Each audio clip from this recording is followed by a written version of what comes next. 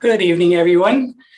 And on behalf of the council, I'd like to welcome all of you watching to tonight's council meeting. It is 7 p.m. and I call the April 27th, 2021 council meeting to order. First order of business is the adoption of the agenda. Administration, are there any additions? Thank you, Worship. Just one item 6.10 on their business, and that's the Alberta Culture Day grant application, and that was forwarded to council today as being added because of the timelines required for the application. Thank you for that. Council, do you have any additions? Not seeing any. Could I get a motion for adoption of the agenda? And I saw Councillor Olford. I'll move to adopt the agenda as amended. Debate, all in favor? And that is carried unanimously. Tonight, we are lucky enough to have two delegations. Our first delegation is from the National Police Force. And who will be speaking on that?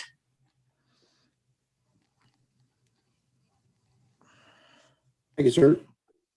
Worship, are you ready now, or should we proceed, sir? Go ahead. Introduce yourself and your the people who are also going to be presenting, and we'll go forward. Certainly, thank you, Worship. My name is Kevin Hollett. I'm one of the directors from National Police Federation. With me tonight is Michelle Boutin. She's one of our national vice presidents, and as well helping us out, we have our Director of Government Relations, Sarah Nolan. She's joining us from Ottawa today. Sarah, do you mind sharing your screen for us? No problem. Thank you. Sarah, we'll get that up here and then we'll start. Perfect. Thanks very much, Sarah. First of all, I just want to start off by saying we appreciate the opportunity to meet with and present our findings to the Town of Blackfalds Council today on the impacts of the provincial police transition or possible provincial police transition. As a way of background, the National Police Federation represents approximately 20,000 RCMP members across Canada, including about 3,500 in the province of Alberta. The National Police Federation was certified in July 2019 and is now the largest police labor relations organization in Canada. We're actually second largest in North America, just behind the NYPD. In today's RCMP, it's fairly routine to see an officer spend their entire career in Alberta. You might go from various places in the province. You could start in Leduc, the International Airport to Leduc to Sherwood Park, maybe out to Wetaskiwin. Or perhaps you might do a stint around the Edmonton headquarters, or maybe even Whitecourt, or Blackfalds, or down the road in Sylvan Lake, where I spent many years, as did Michelle. While we may move around the province, we typically stay in the province for the majority of our career. RCMP officers are active in their community. Members develop deep connections with their communities and participate in many community programs. Next slide, please, sir. The Fair Deal panel one of the Fair Deal panel's mandate was to engage Albertans in a conversation about how to improve the province's place in the Canadian Federation. And as a result, one of the recommendations was to create a provincial police force. This recommendation came based on engagement the panel conducted with Albertans. Approximately 1,000 Albertans were engaged in an online survey. However, 72% of the participants were from the Calgary and Edmonton regions, which doesn't provide a good representation to the Alberta population. Regardless, I'd like to point out that the panel's findings showed that only 35% of participants supported the idea, and when it came to ranking priorities, Albertans ranked the provincial police service 14th out of 15th possible options. There is already early indications from Albertans that this is not a priority. However, we wondered about the depth of that recommendation, so we conducted our own polling. In October 2020, we commissioned an online survey through Polaris Strategic Insights that surveyed 1,300 Albertans on the recommendation to create a provincial police service. To get a better reflection of the Alberta population, we ensured our survey was more proportionately weighed in the responses. 41% was from the Calgary area, 41% was from the Calgary and Edmonton area regions, and 53% from the other regions. Our survey asked The exact same questions as the Fair Deal Panel survey. As you can see, Albertans don't see a possible transition to a police service as a solution to improving our place in the Confederation. Our survey shows that only 6% support replacing the RCMP outright, with 70% of the Albertans opposed to replacing the RCMP with an expensive new provincial police service. When we look at overall support for the RCMP, of those surveyed, 81% served by the RCMP are satisfied with the level of service they receive today. Next slide, please, sir. Oh, thank you. So this slide here, sorry, the one back to the methodology. So this slide here shows the methodology of our survey. Our online survey, like I said, randomly selected 1,300 adults, Alberta adults. Our field window was from October 2020, from October 21st to the 28th of 2020. And you can see on the side there our margin of error. The non-probability samples can't be really assigned to a margin of error, but as a relative guideline, we have provided margins of error, probability samples of this size. So, next slide, please, sir. Replacing the RCMP was viewed as the least helpful measure to improve Alberta's place in Canada. You can, the numbers are there for yourself. Majority here, you can see on this slide, 53% oppose the panel's recommendation to create a provincial police service. And on the next slide, Sarah, please. You can see in this slide, after participants heard the arguments, including the costs, the opposition to the replace RCMP rises from 53% to 70%. So basically what this showed is once the people were educated a little bit more on the topic, the opposition replacing the RCMP rose dramatically. Next slide, please, sir. Here you can see that only 6% supported a transition, while 50% said stay the course, and 36% supported the RCMP with improvements. So we're not, so there's room for improvements here, but you can see that, clearly see that the number of people that are suggesting to eliminate the RCMP and move to a provincial police service are very few in comparison. Next slide, please. As you can here, you can see the demographic, the profile of the participants. So kind of breaks down there across the borders there. About 30% between 18 to 34, and a little bit older group, 35 to 54, and then 41% from the 55 and over range. Also of interest, I noticed on here was that the high number of post-secondary educated people that were surveyed as well. Kind of gives us a good cross demographic profile there. Michelle, you want to take it from there, please? I sure do. Can everybody hear me? I live in this wonderful little village of Spring Lake, just a little west of Stony Plain, and no one lives here for the great internet service. So as you can probably appreciate the struggles of COVID and working from home. I'm just going to pop my video off because it seems to work better when the video is not running. So I'll pop back on after I get through this part, just so that you can hear me. And apologize to any of you that sat in already on the AUMA presentations, because some of this is probably very repetitive. And we'll also ensure that you have copies of this presentation. Given our limited time, we don't want to, take up 2 or 3 hours with you tonight. You're welcome to the material after the fact. Okay, so there's a magnitude of cost that the Pricewaterhouse review needs to account for, such as the special units that we have within the RCMP of terrorism, major crimes, forensics, emergency response, police service dogs, IT infrastructure, facilities, maintenance, and the ongoing recruitment and training of officers, among other things.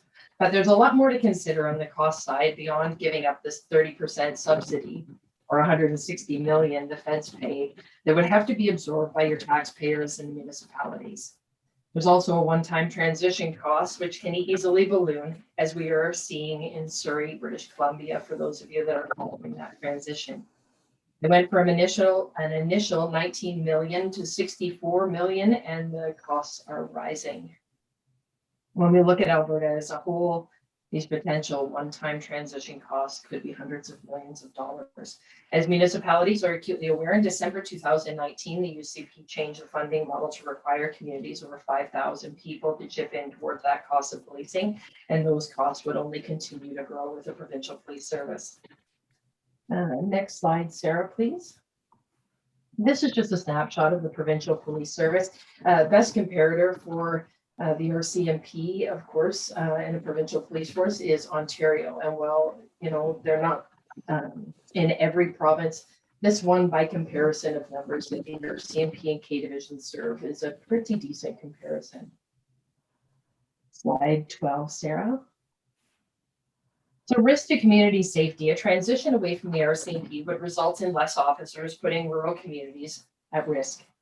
Since 2017, public requests for police assistance in both emergency and non-urgent matters in Alberta have risen 20%. Despite flat funding and increasing demands, in 2018, the RCMP in Alberta dedicated 30 officers and 40 civilian members to a crime reduction strategy with a focus on addressing rural crime rates. That strategy has achieved a 10% decrease in crime rates for rural detachments and 6% for municipal detachments so far. An expensive new police force would certainly put this progress at risk. So it brings us to the ask in partnership with you folks. Albertans certainly deserve a thorough examination of all aspects of this proposal, and we support that. Beyond the Alberta-Ottawa relationship or political realm. We will continue to reach out to elected officials and community leaders to hear firsthand their concerns and encourage everyone to get involved in this very important decision. Well, we're happy to answer any questions that you may have tonight, and hopefully we'll have some extra time for that. I just hope that everyone here today will get involved and insist that this review be a full accounting of the costs for your taxpayers and the communities that you serve, as well as holding Minister Madhu to his word that he will make that report public so that the process and decisions made will be very clear for Albertans. On behalf of the 3,500 members here in Alberta, thank you very much for your time. For more information, you can also, if you haven't already, please head over to our website and Facebook page. It's Keep RCMP Alberta, and that should be on the screen there, was on the screen there as well. So I'll turn it over to Sarah if you wanted to fill in anything that Kevin or I have missed. No, thank you, Michelle. I would just, sorry, go ahead. Oh, okay, I would just add to, on our website that we have up, a lot of the information that was shown today is also on our website there, where the website that was on the screen is more of an educational tool for Albertans, because as we are meeting with different mayors and councils and reeves and Albertans, one of the things that we are finding is that there seems to be an educational gap between, I think, what people are reading in the news versus what is happening, and maybe a little bit of misinformation. So we've been providing that there. We also have a letter writing campaign too. So to date, over 30,000 letters have been sent to the provincial government through that tool. It is a template, but anyone who sends a letter through it can edit any section of that letter and then send it. That's all that we have. I don't know if anyone has any questions. We're more than happy to answer any of them. Thank you very much for that presentation. Very informative. This time I'd like to open it up to council for any questions.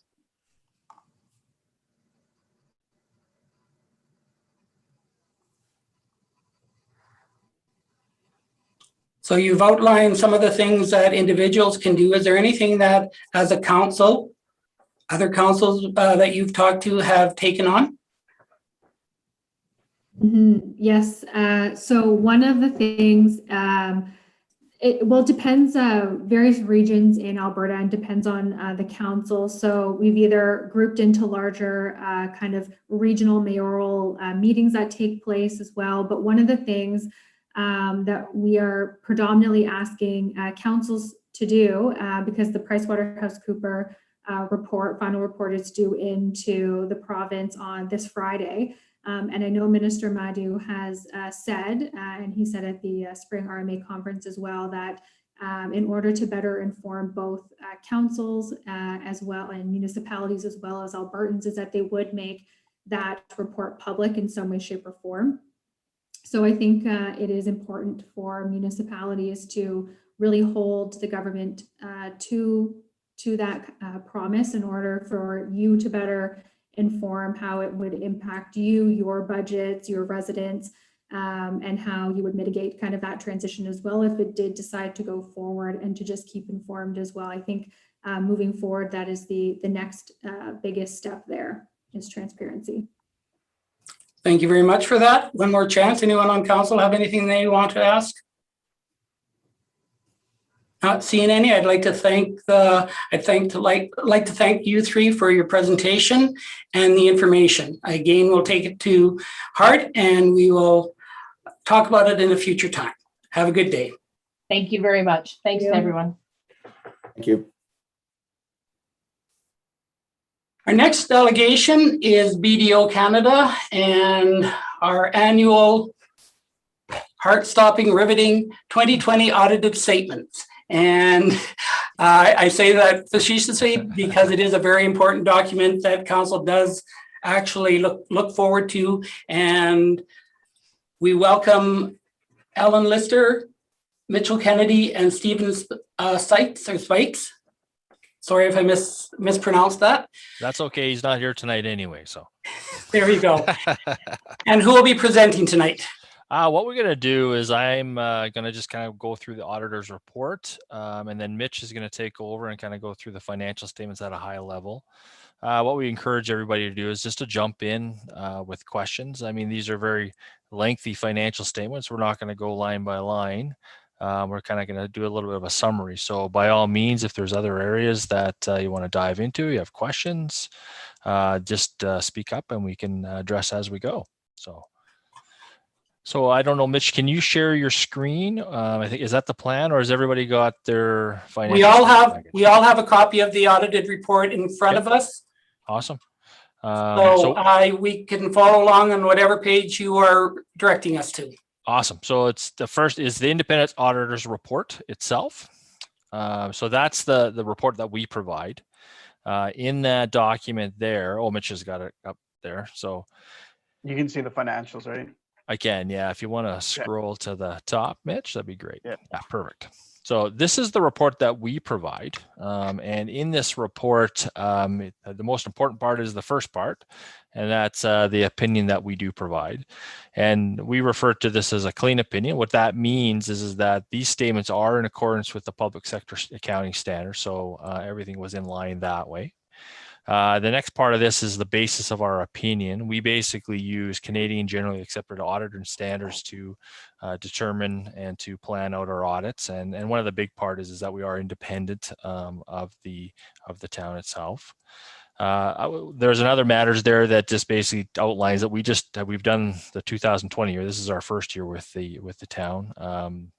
So that's what that paragraph outlines. The next one is the responsibilities of management and those charged with governance. That's you. And basically what that means is these are your financial statements. We are presenting them, but we are just forming our opinion on those statements that you guys have prepared and outlined here. And the next part is basically the auditor's responsibility. So in the auditor's responsibilities, this just basically outlines a few things in the points on the next page there. We identify the risks in the financial statements. We're using internal controls or understanding internal controls to, determine the types of tests and things that we do to perform our audit. We evaluate the overall accounting policies and the reasonableness of those. We look at the going concern, the town as a going concern, and evaluate it that way. And finally, we do the overall evaluation of the presentation of the financial statements. But overall, just to summarize, it's a clean opinion. It's within the standard. So it's another good year. So is there any questions on the auditor's report itself?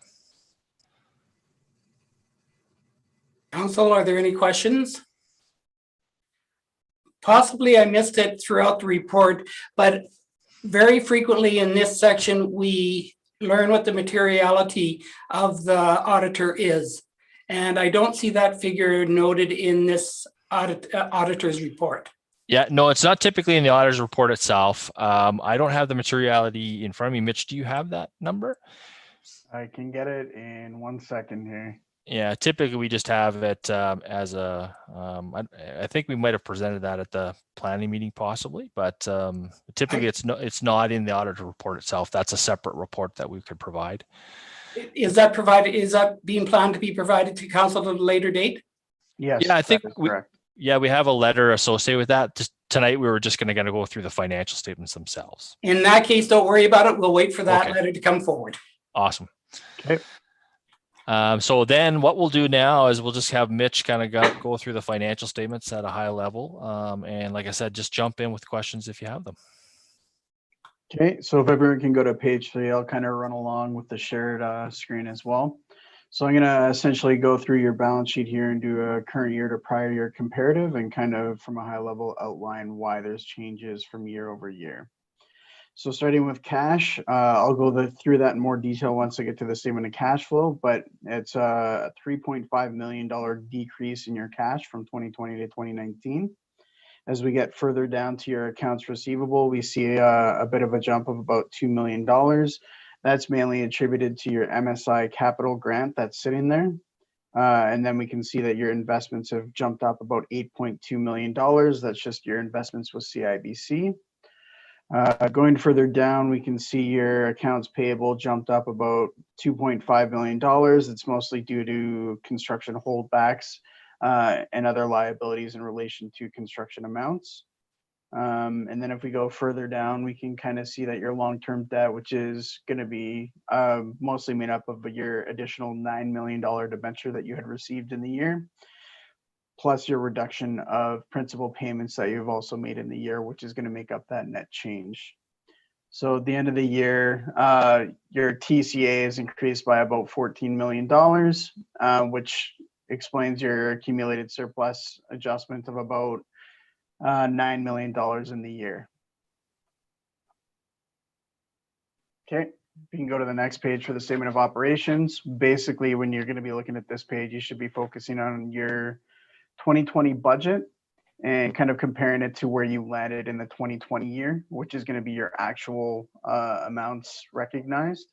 And if there's ever any variance between the budget and actual, you should probably look at your prior years to see if it's comparative. And if it's not, then those are usually going to be outliers. So for your 2020 revenue, you can see your aggregate amounts are going to be about $24.8 million, which you had budgeted in the year, compared to your 2020 actual of 24.4. Essentially, you're pretty bang on to what you guys had budgeted in the year. Going further down to your expenditures, you budgeted 25.5 in total expenses in the year. You actually incurred about 25.4, so you're slightly on the lower end of what you had budgeted for expenses. So your deficiency of revenue over expenditures before capital grants is about $1 million, and you guys had budgeted about 650.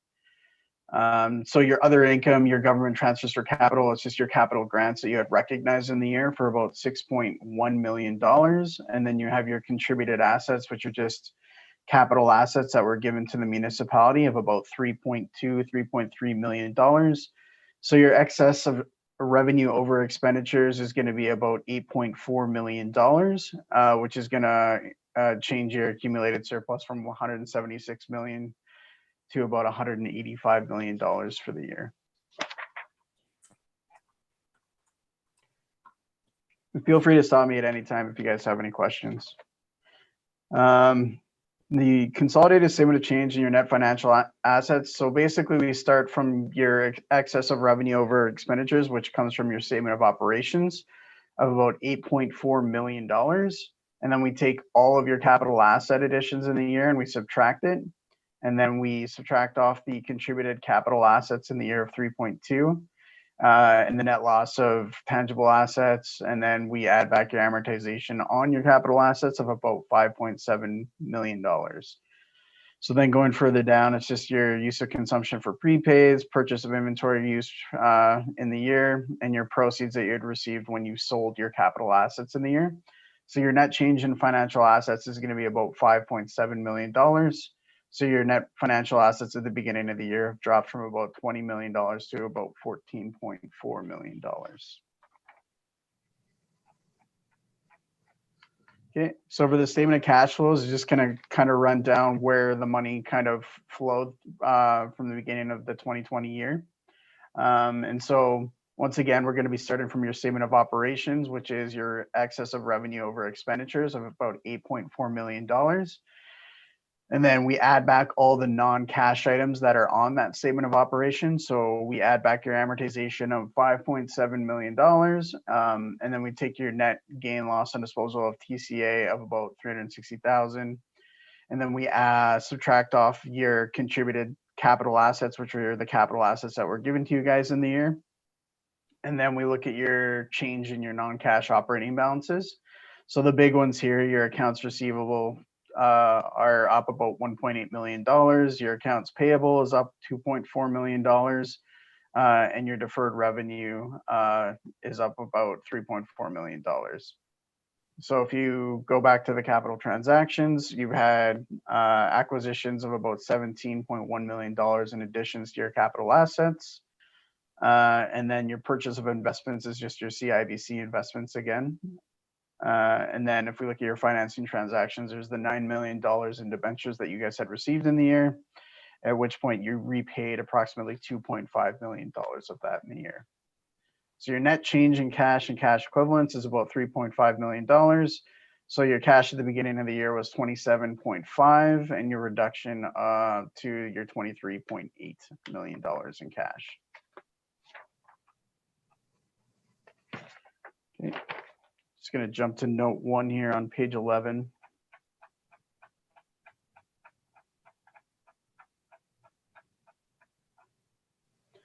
So at the end of the year, December 31st, 2020, you guys had approximately $15.7 million in cash. And of that cash, you also had about $8.2 million in short-term deposits, which are going to be due to maturity in the next 3 months or less. So you have about $23.8 million in cash and cash equivalents. Of that $23.9 million in cash that you currently have, about $2.8 million of that is currently restricted for future use.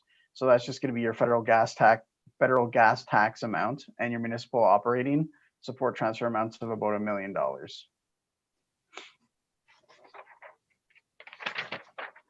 And I'm just going to quickly go to your deferred revenue and start with your opening balance here. So your opening balance for your deferred revenue in the year was $230,000.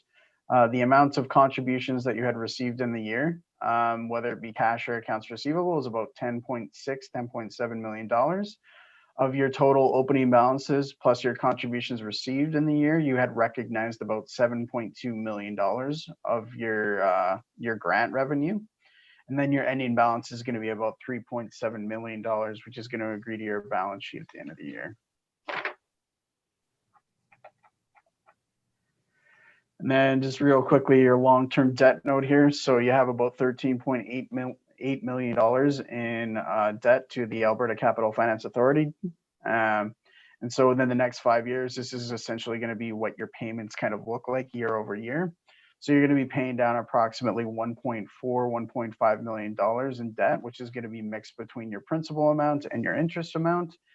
And yeah, it's, as you pay more down, your principal portion is going to be greater and greater until amounts get paid off.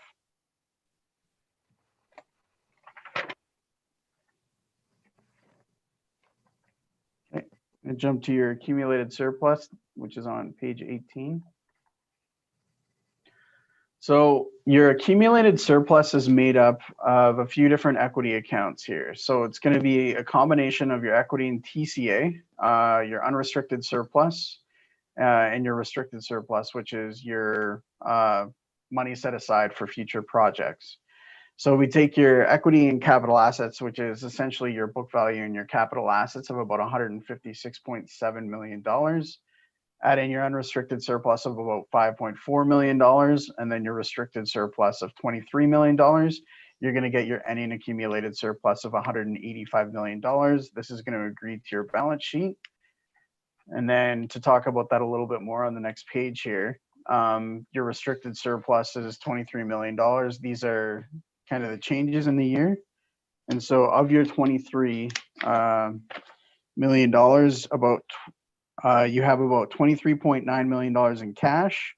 You have $4.2 million in receivables and about $8.4 million in investments for an aggregate amount of $36.5 million in current assets, which means that your restricted reserves are currently well funded. And I'm just going to quickly talk about your debt limits here.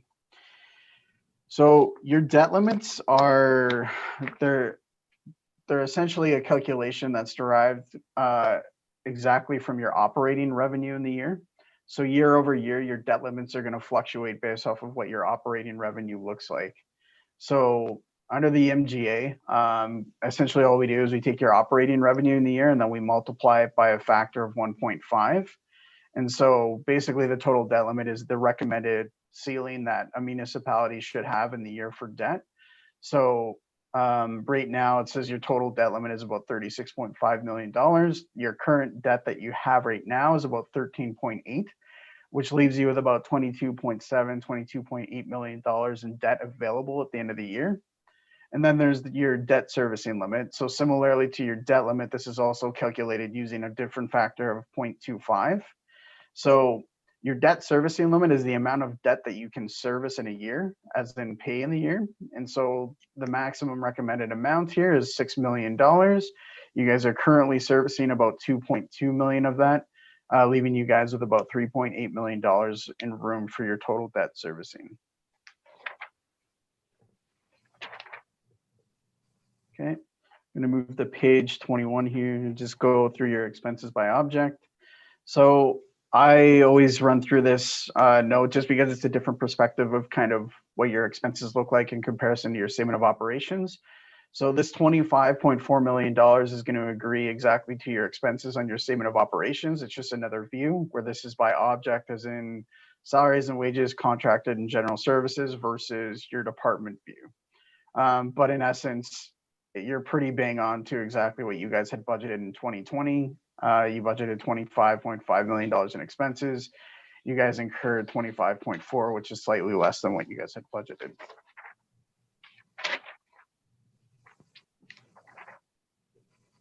And the last but not least is the budget note. So this is just going to be a reconciliation to your budgeted amount that shows up on your statement of operations. So basically we start with your capital expenditures in the year of about $16.8 million, your transfer to reserves of about 3.5, and then we add in your debenture principal payments. And then we take your capital budget surplus of about $3.4 million, and then we subtract off your capital expenditures, your transfer from reserves, and your amortization expense.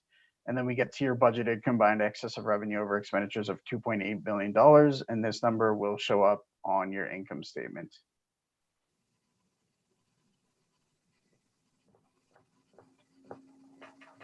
That's my spiel. Do you guys have any questions at all on the financial statements? Thank you very much for that concise report. It seems like you've done it a couple of times before. So at this point, I'd like to open it up to council and ask if there are any questions from council. And if we could go back to the grid view so I can see council better, please. Oh, yeah, of course. Thank you. Council, any questions?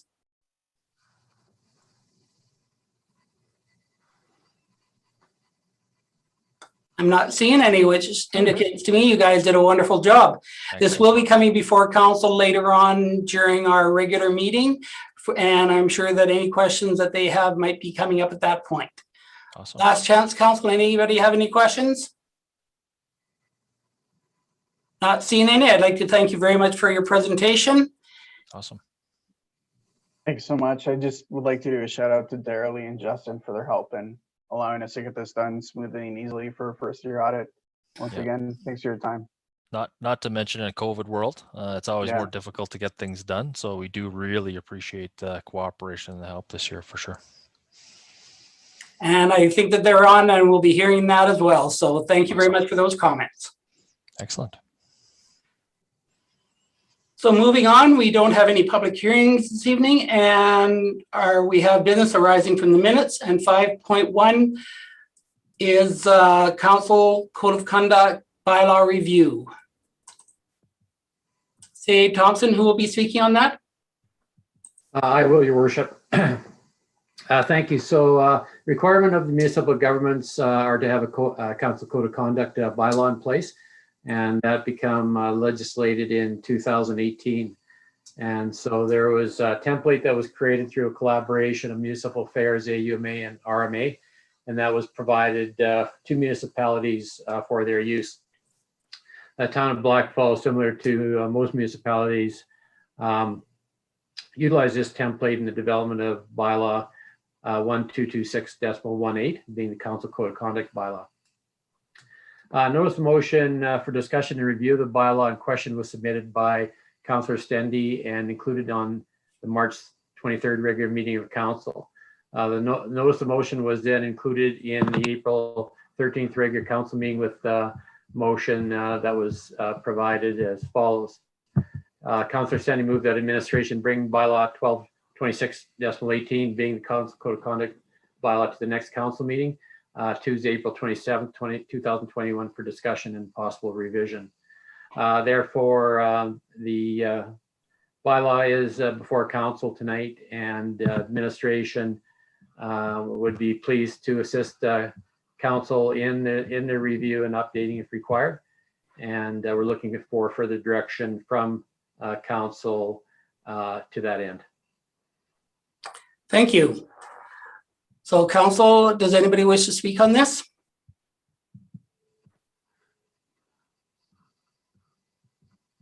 Councillor Stendy? So I noticed that administration had actually suggested in here that a workshop be provided so that all of council and administration can have time to carefully consider all proposed changes that come forward. And I do actually think that that is a good idea, given that this is such a heavy workload, I think, ahead of us, because we are just working off of a template and there may be some significant changes that need to be made. So my suggestion is that council consider potentially even just a couple of hours for a workshop to go through the code of conduct line by line and make any suggestions that they feel need to be addressed. Thank you. Any other comments?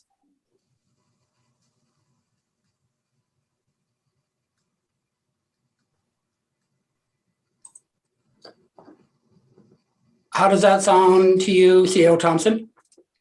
No, that'd be excellent. We could definitely arrange for a workshop and have the information provided and be prepared to go through it line by line and look at any revisions that council deemed to be favorable and put together a revised draft. We could arrange that in the upcoming weeks. Thank you. Are there any other comments or questions? Does someone on council wish to make that motion? Councillor Stendy? So moved. Debate on that motion? All in favor? And that is carried unanimously. Moving along, we have 5.2, the property tax rate bylaw. CEO Thompson, who will be speaking on that? Your Worship, Director DeBresser. Thank you. We welcome Director DeBresser. Thank you, Your Worship and Council. I'll just share my screen here. So before you do have the property tax rate bylaw for 2021. Tonight we're looking for second and third reading. At the April 13th meeting, Council gave first reading to the bylaw and indicated they would like to see it recalculated at 0.6% increase from 1.5%. and also a comparison at 0%. Administration has provided two scenarios here with two corresponding bylaws as well as two corresponding spring adjustments. And these spring adjustments are the new estimates that we feel that the rest of the year will be kind of reduced revenues as well as reduced expenses there. Additionally to this, at the next meeting, we will have a Q1 variance report for council as well. Scenario 1 is Appendix 1 and 1A, which indicates the consumer price index inflationary pressures year over year till February was calculated at 0.6%. The administration has recommended this scenario 1 to keep our tax rate in line with inflation. Scenario 2 has a 0% increase, and that's Appendix 2. The difference in the two adjustments, in the two spring adjustments, is we're pulling some money from the operating reserve of $66,000 there. The financial impacts on the average house is similar to what we presented in the first reading. The 0.6%. Minor increase of $15 on the municipal side of things, and then we're estimating a reduction in the school taxes.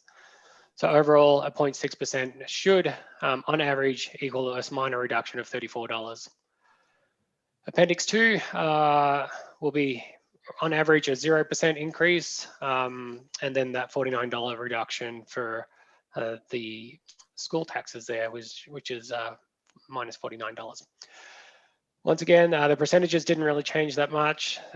Municipality still only received 73% of all taxes levied for municipal operations, and 26% for Alberta education, and 1% for seniors. The current timeline, if we get second and third reading tonight, is to send out property tax notices around the 1st of May, while the residents and businesses do have 60 days notice for any appeals, and that complaint deadline will be 60 days from mailing. So the admin recommendation is, like I mentioned, is Appendix 1, which is 0.6%. The council moved to accept administration's recommendations to give second reading to the bylaw, as well as third reading, and that council accept the spring budget adjustments as presented in Appendix 1A. And with that, I'll open it up for any questions. Thank you for that. Council, are there any questions? Councillor Taylor? Yeah, through the mayor to Justin. With the 0.6, how's that going to affect our capital plan? Is that going to keep us in online for our future targets where we need to be? Is it going to have any negative effect, or is it we're just keeping a status quo for this year? Yeah, thank you for that question. Yeah, it's a good question. Capital actually comes out of a different pot of money. So most of our capital revenue that goes into our general capital reserve comes from our franchise fees, and that's that hasn't been adjusted at all. So maintaining the 0.6 is mainly for operations at this stage. Thanks. Thank you. Are there any other questions from council?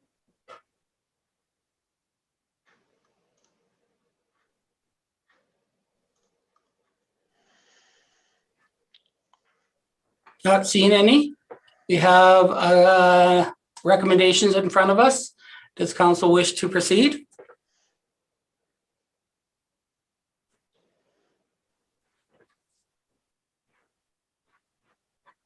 Councillor Stende?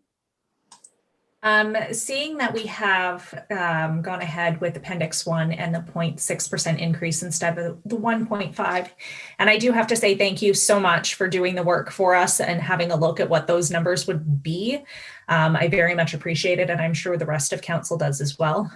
I'm prepared to move to accept administration's recommendation to give second reading to the 2021 Property Tax Bylaw 1257.21 for the town of Blackfalds. And that is with the recommendations that are in front of us at 0.06? That's correct. Thank you. I just wanted to clarify that because we have two options. Does anybody have any debate on that motion? Not seeing any. I'll call the question. All those in favor? Opposed? That is just carried. We have one opposed. Does anybody wish to go? Councillor Hoover? I'll move that council move to accept administration's recommendation to give third reading to the 2021 property tax bylaw 1257.21 for the town of Blackfalds. Thank you. Debate on that motion? Councillor Stende? I just actually wanted to make a comment, and I should have made it before the first one. The reason why I'm not voting in favor of the 0% is just based off of the fact that we would have to pull from our general reserves. And it's quite a considerable amount. And I do have an idea that that would affect us far into the future. So that is why I am completely confident in this council staying with the recommended CPI of 0.6. Thank you very much. Any other comments? Not seeing any. All those in favor of third reading? Opposed? And that is just carried.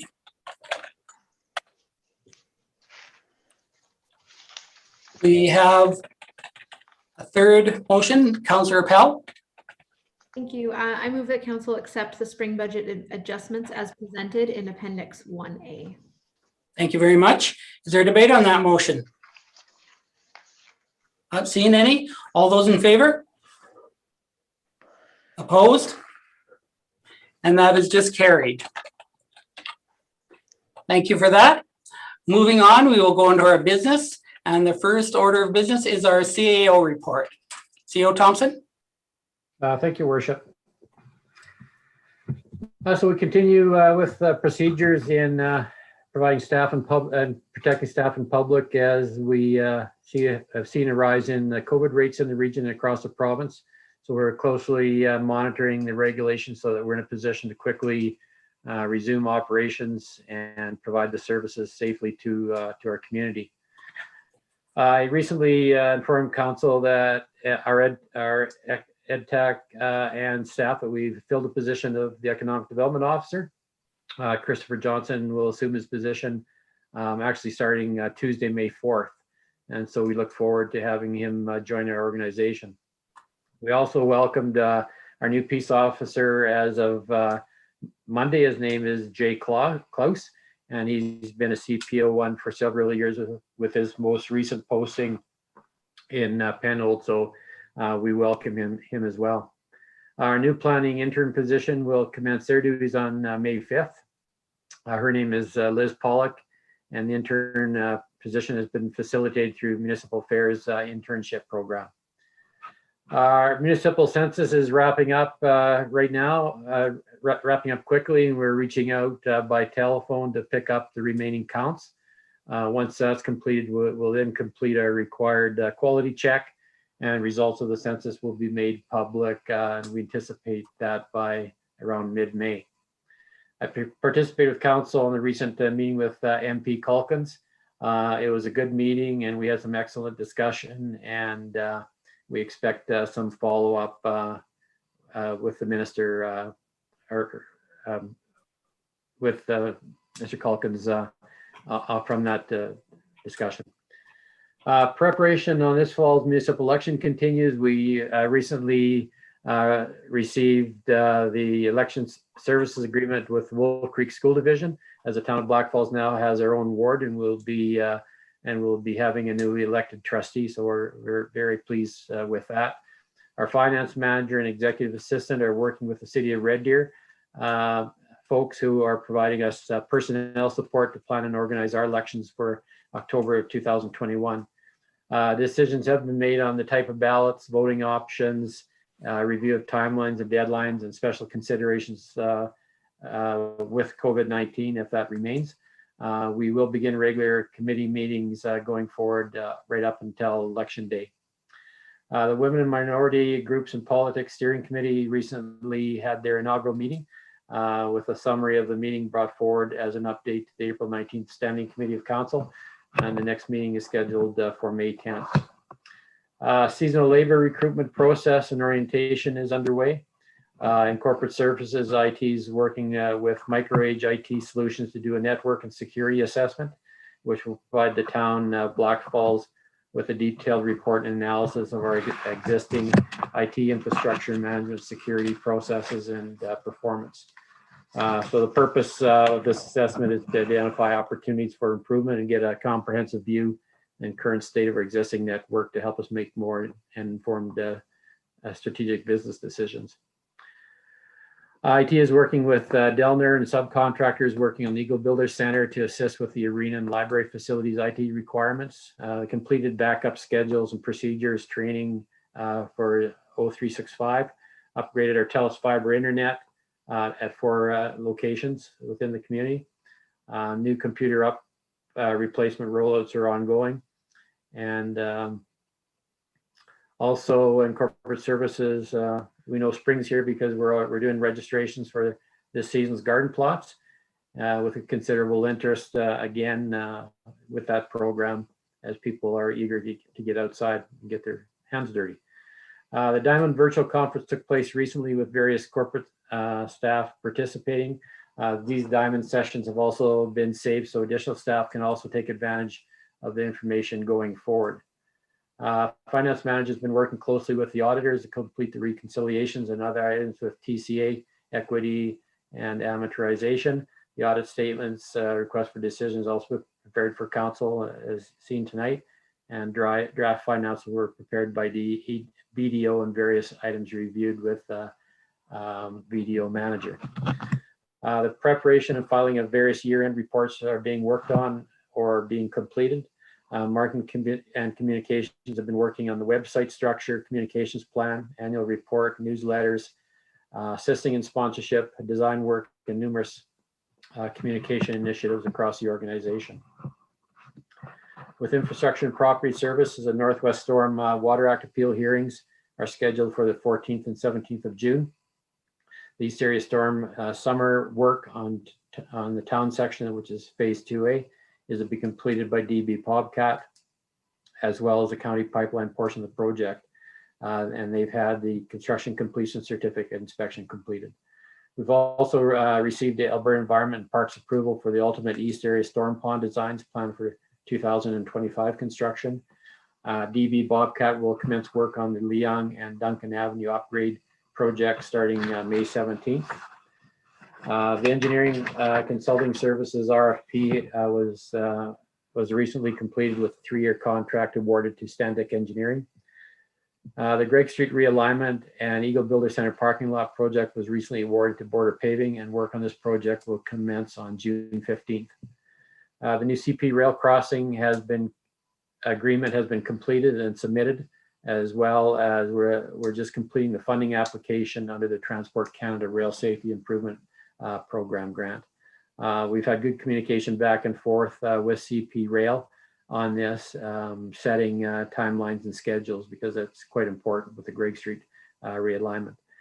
The new RV dump station will be open. Well, I guess it is open to residents. We had looked at this Friday as being kind of the official opening, but everything's in place, and systems are all activated and ready to provide service to the community. The RFP for operations work, which included water and sewer services line installation, is being finalized. So that's the water and sewer service to the new operations center. Development of communication material for upcoming lead water sampling program as part of the land management program. This is a collaborative effort between infrastructure services, public works IS manager, AM, GIS coordinator, and planning and development. We completed this street sweeping in the community, so it's one of the earliest years that we've been able to complete that. I'm sure everybody's glad that we don't have the dusty and gravel streets. Preparation for spring cleanup activities starting May 17th to 21st. With community services, the Abbey Center is now offering outdoor fitness classes in the Blackfalds District Ag Society Amphitheater. Scheduled Heroes hockey program in our arena next season. Heroes Hockey is a hockey program for marginalized youth in our region, provided in partnership with the Red Deer Rebels and the Blackfalds Bulldogs Junior A Club. Also working on creating emergency procedures and assisting with health and safety documentation for the Eagle Builder Center. We began our pool preparation with equipment inspections, draining of the pools, cleaning, pressure washing, slide repairs, and those sorts of things. In anticipation that we will see some relaxations to allow use of that facility. With FCSS on April 13th, a volunteer recognition program was celebrated outside with a videographer. And so there'll be a feature film celebrating our community's volunteers being awarded, coming out on social media channels in the very near future. April 18th to 24th, National Volunteer Week, and FCSS staff have provided tokens of appreciation to 153 town volunteers. FCSS staff are currently attending virtual Momentum financial literacy training to be able to offer courses in Blackfalds. The Home Alone Safely, we have which are attendees ages grades 4 and up, was offered in person. This programming falls under the exempt programming, and they've had a full class of 9 participants. With Parks and Facilities, Facilities Division, Pine Crescent Skate Park ramp repairs and soundproofing is completed and equipment put back into place. Preventive operational and maintenance tasks continue at all facilities.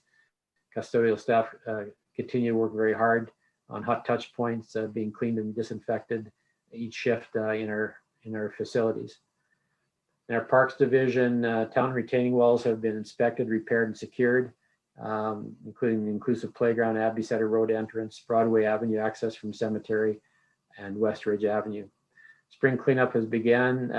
Snow fences have been removed. Perennial beds are being cleaned up. Tennis courts opened, and skateboard parks cleaned, and are also started in gopher control in some of our sport fields. Playgrounds inspections have been completed. Parts have been ordered. Repairs are being scheduled.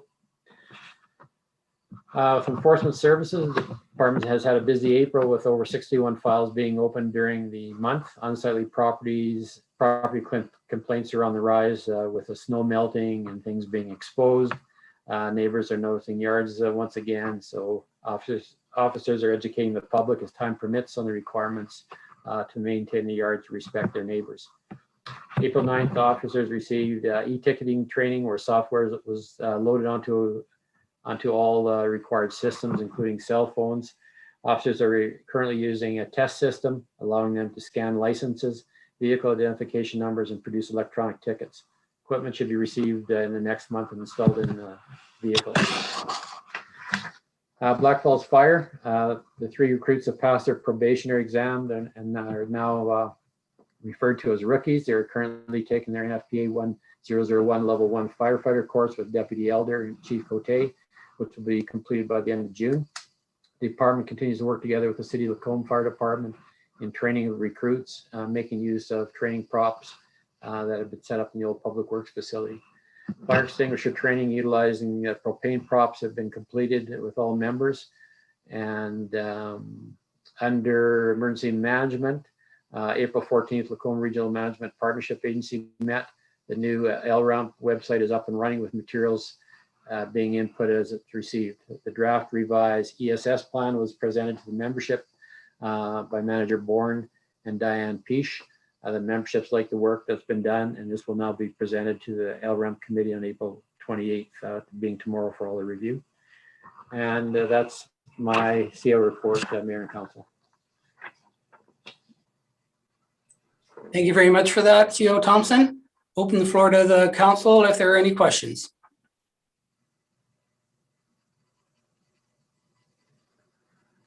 Not seeing any. Could I get a motion to accept for information? Deputy Mayor Swab. I'll move to accept the CAO report as information. Thank you for that. All those in favor? And that is carried unanimously. Moving along, we have the 2020 audited financial statements, request for decision. CO Thompson, who will be reporting on this? Director DeBresser, Your Worship. Thank you. Director DeBresser. Thank you, Your Worship and Council. I'm just trying to get my screen up. So before you have the 2020 financial statements for approval. First off, big shout out to BDO. They did an amazing job taking over from our previous auditors.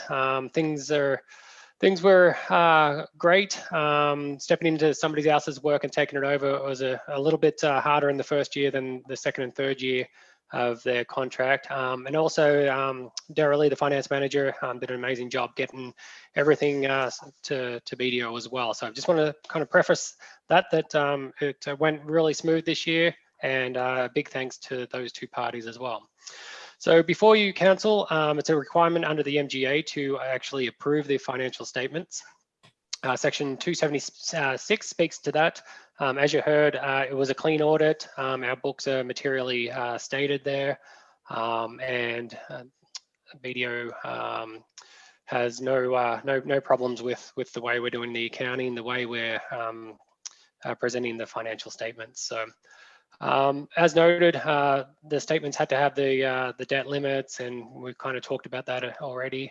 So after this, BDO will complete the financial information return and submit that to Municipal Affairs before May 1st. All the reporting for all the grants have already been done as well. The only other reporting that Finance does have after this is just the SIR, which is the Statistical Information Return. So in saying that, I'll open it up for any questions, but tonight's administration recommendation is that council approve the 2020 consolidated financial statements as presented. So with that, I'll open up for if you have any questions, and if I can't answer the questions tonight, we'll definitely, we're going to bring back the first quarter variance report, and we can kind of touch base there if I do not have the answers for you tonight, but I'll leave it there. Thank you very much for that, Director DeBresser. So at this point, I'll open it up to council. Do you have any questions or comments? Oop, there we go. Not seeing any from council. I will ask the one question that I alluded to during the presentation from BDO. In the past, last year and the year before, we had their letter of explanation on materiality and other items in front of council before we went forward with this motion. We don't have it this year. Do you have any comment on that? No, definitely no comment. However, the process after the statements get approved tonight is that management here, we do sign the acknowledgement of the audit letter. And it's also a form that it's called unadjusted, not errors, but unadjusted transactions, I would say. So in saying that, definitely in the next council, we will have that materiality statement there, and we can put it in the council's mailbox in the next meeting if that's okay with you guys.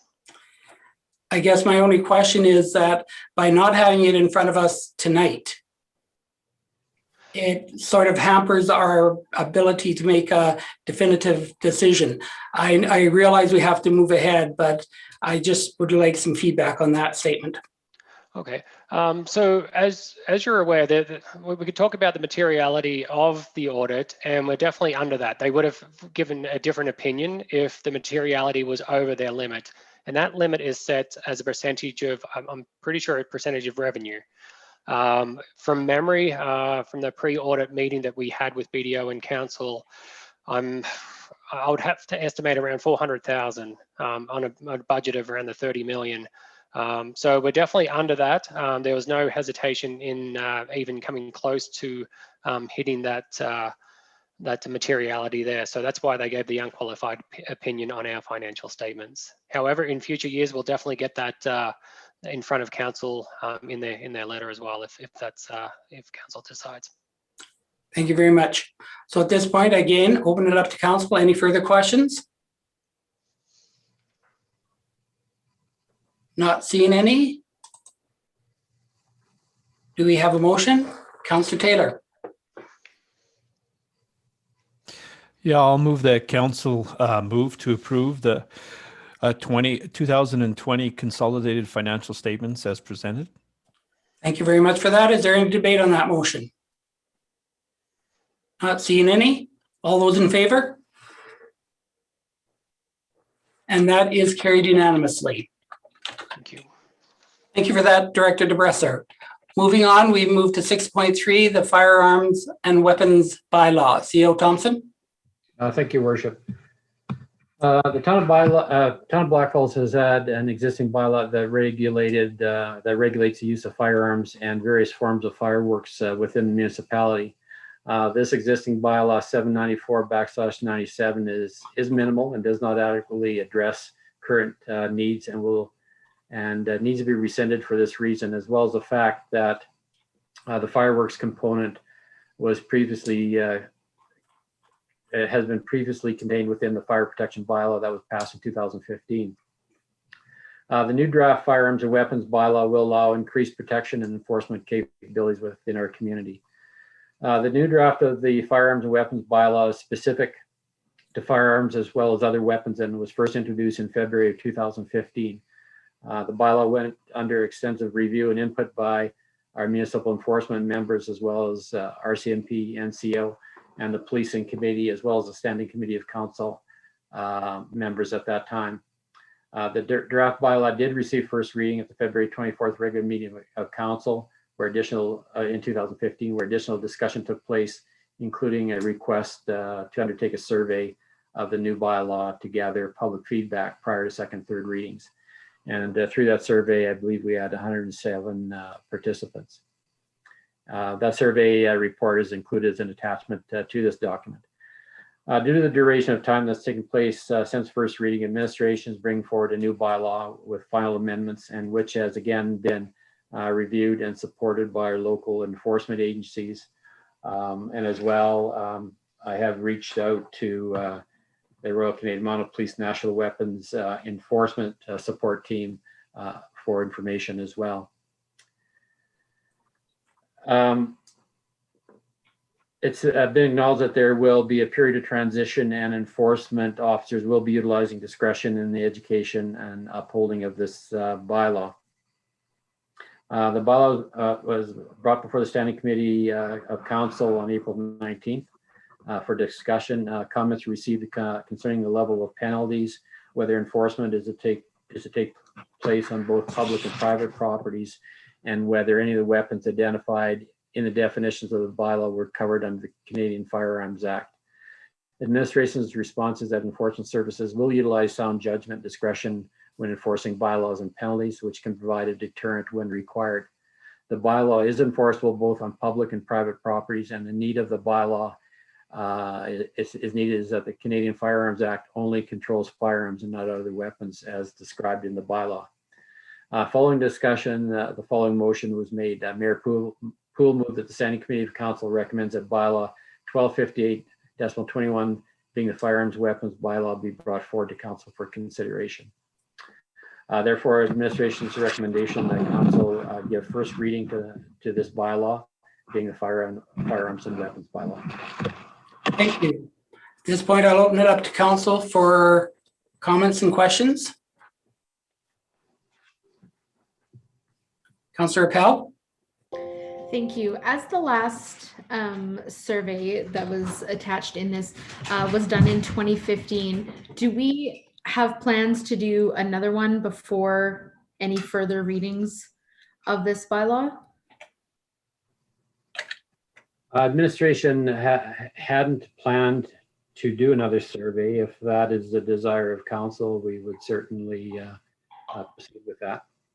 Okay, I feel that, sorry, subsequent, I'm carrying on.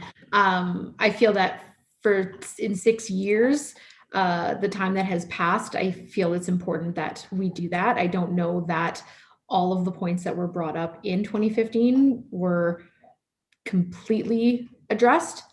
So I would absolutely recommend that we do that again this time before it gets further, before it gets to second reading. Thank you. Other comments? I saw Councillor Taylor first. Yeah, my question is, we know that the firearms law by federal or provincial government exists and that they can act on that. So when you're saying other weapons that are not included, such as the slingshots and And I think even the bow and arrow is covered under the firearms bylaws by the federal government, correct? No, I don't believe it is, Counselor. Just firearms. Okay. One thing I did find out, though, that the municipality can enact any bylaws to strengthen any federal requirements. So an example would be on the Bow River in Calgary, where federal requirements only require you to have a life vest in the vessel, whereas on that river system, the city requires you to be wearing one. So the municipality can strengthen any bylaws that exist federally.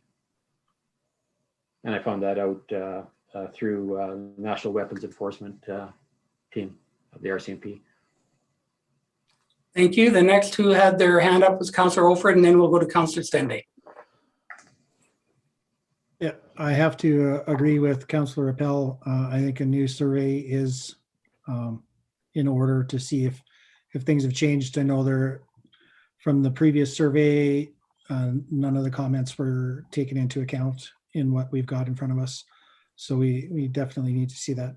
And also, I'm not sure if administration got the email that council got, considering one of the possibilities that one of the definitions conflicts with the carry conceal. So that will have to be looked at as well, I believe.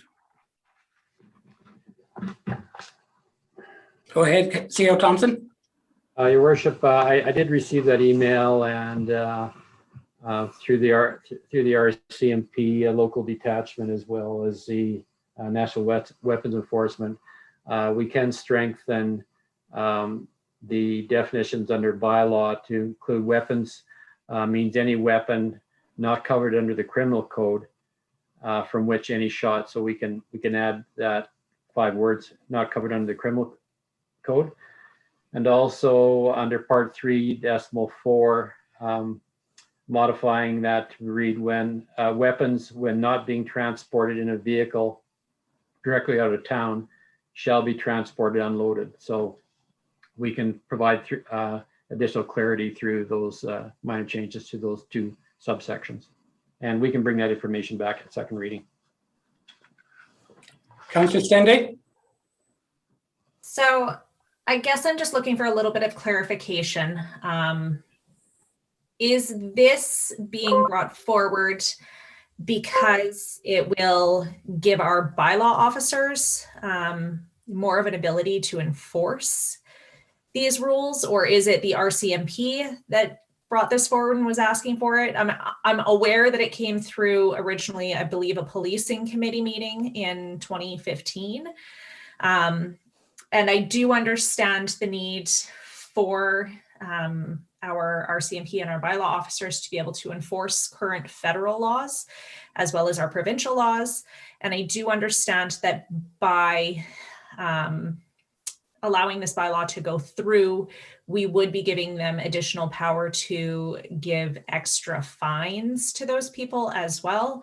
But I'm just curious whether or not this was something that came from bylaw, or if it is something from RCMP, which one it'll benefit more, who is asking for it.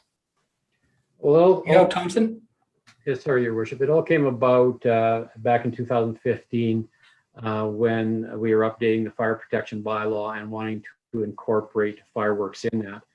And looking at this, the existing firearms bylaw, it did have fireworks in there, which and the bylaw was quite antiquated and didn't cover fully all aspects, not only of firearms and weapons, but of the fireworks. So the fireworks was separated out. And at that time, we spent considerable time on the bylaw because there was a lot of increased use in archery within the community, and especially with airsoft guns. I think, as council is aware, there was quite a few crimes, not that, well, probably around that time being committed using airsoft guns. So considerable amount of effort, and it was a concern both of our enforcement services and the RCMP. So again, there was considerable discussion and input from that group as we brought it forward to the policing committee and onto the standing committee. Continue. Sorry, just subsequent. So I understand that there was a considerable amount of support in 2015 for this. Has our RCMP and bylaw officers had a chance to look at it recently? Is it something that they still think is a concern? And is it something that they still feel needs to be in place?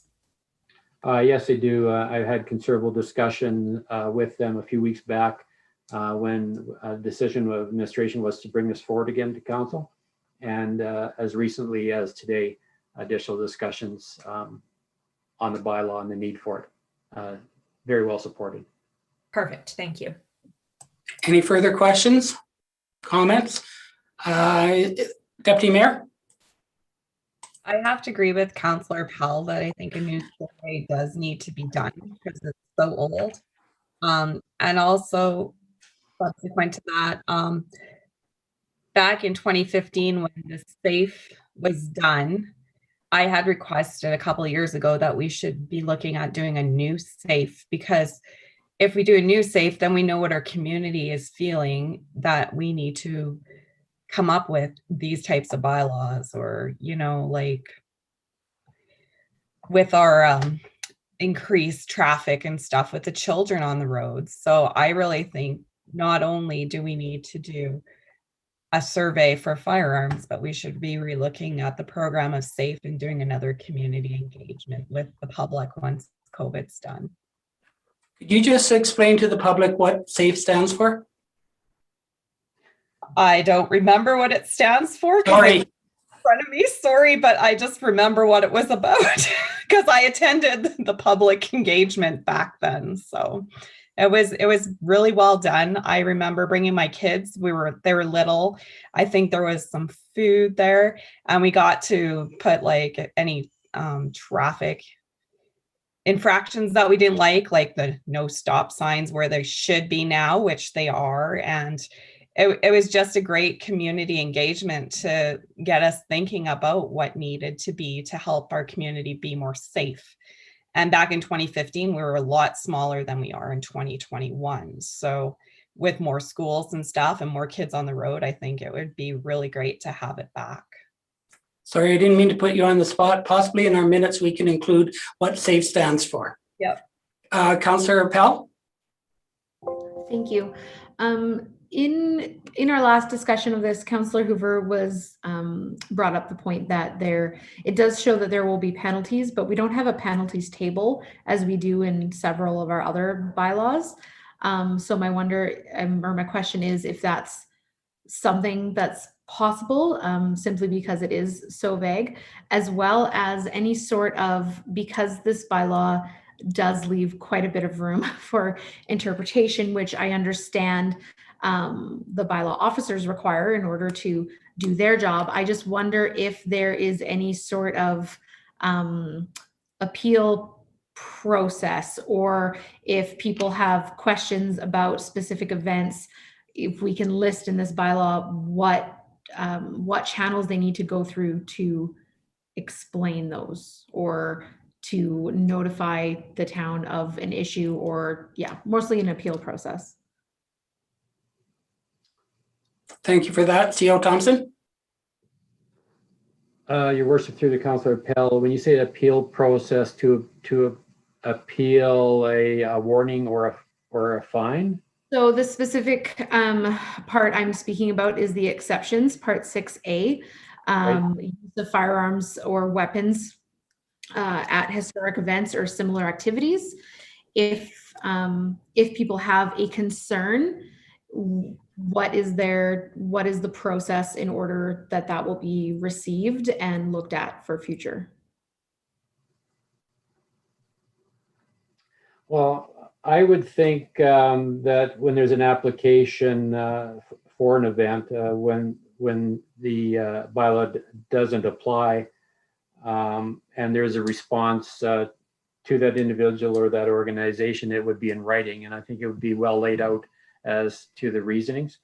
Just like anything else, they could appeal to myself as a CAO as an appeal process, just like anything else, and it would be heard. But I think we did a really good job in that subsection, identifying those areas where that would be exempt.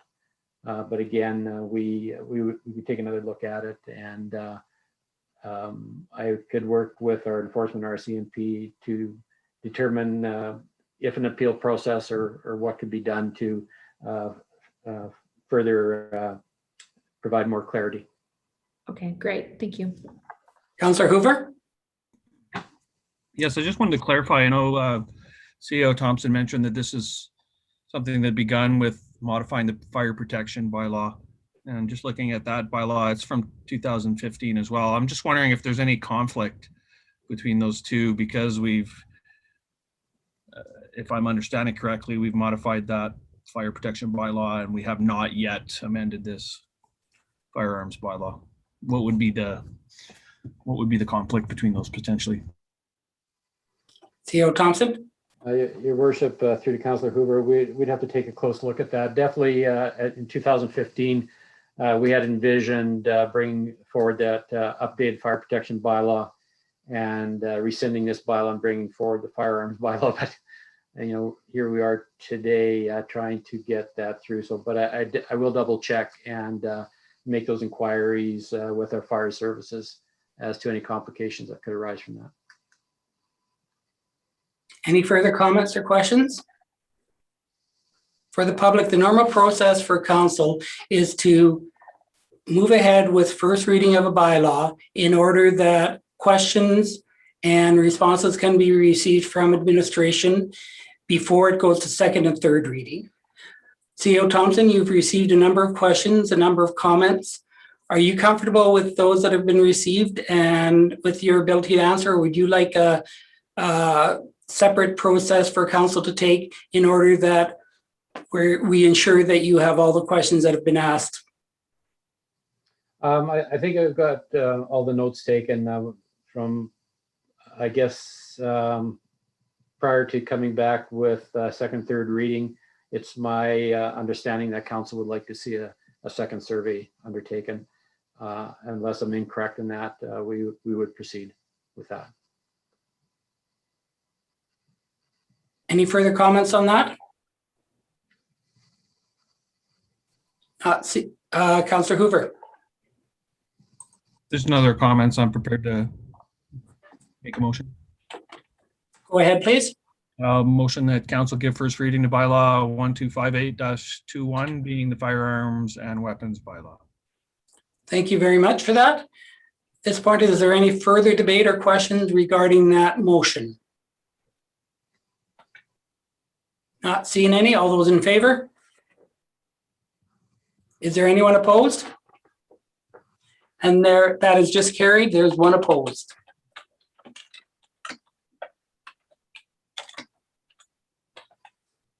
Thank you for that discussion. It's going to be interesting in the weeks ahead. We will move forward to 6.4, International Economic Development Week.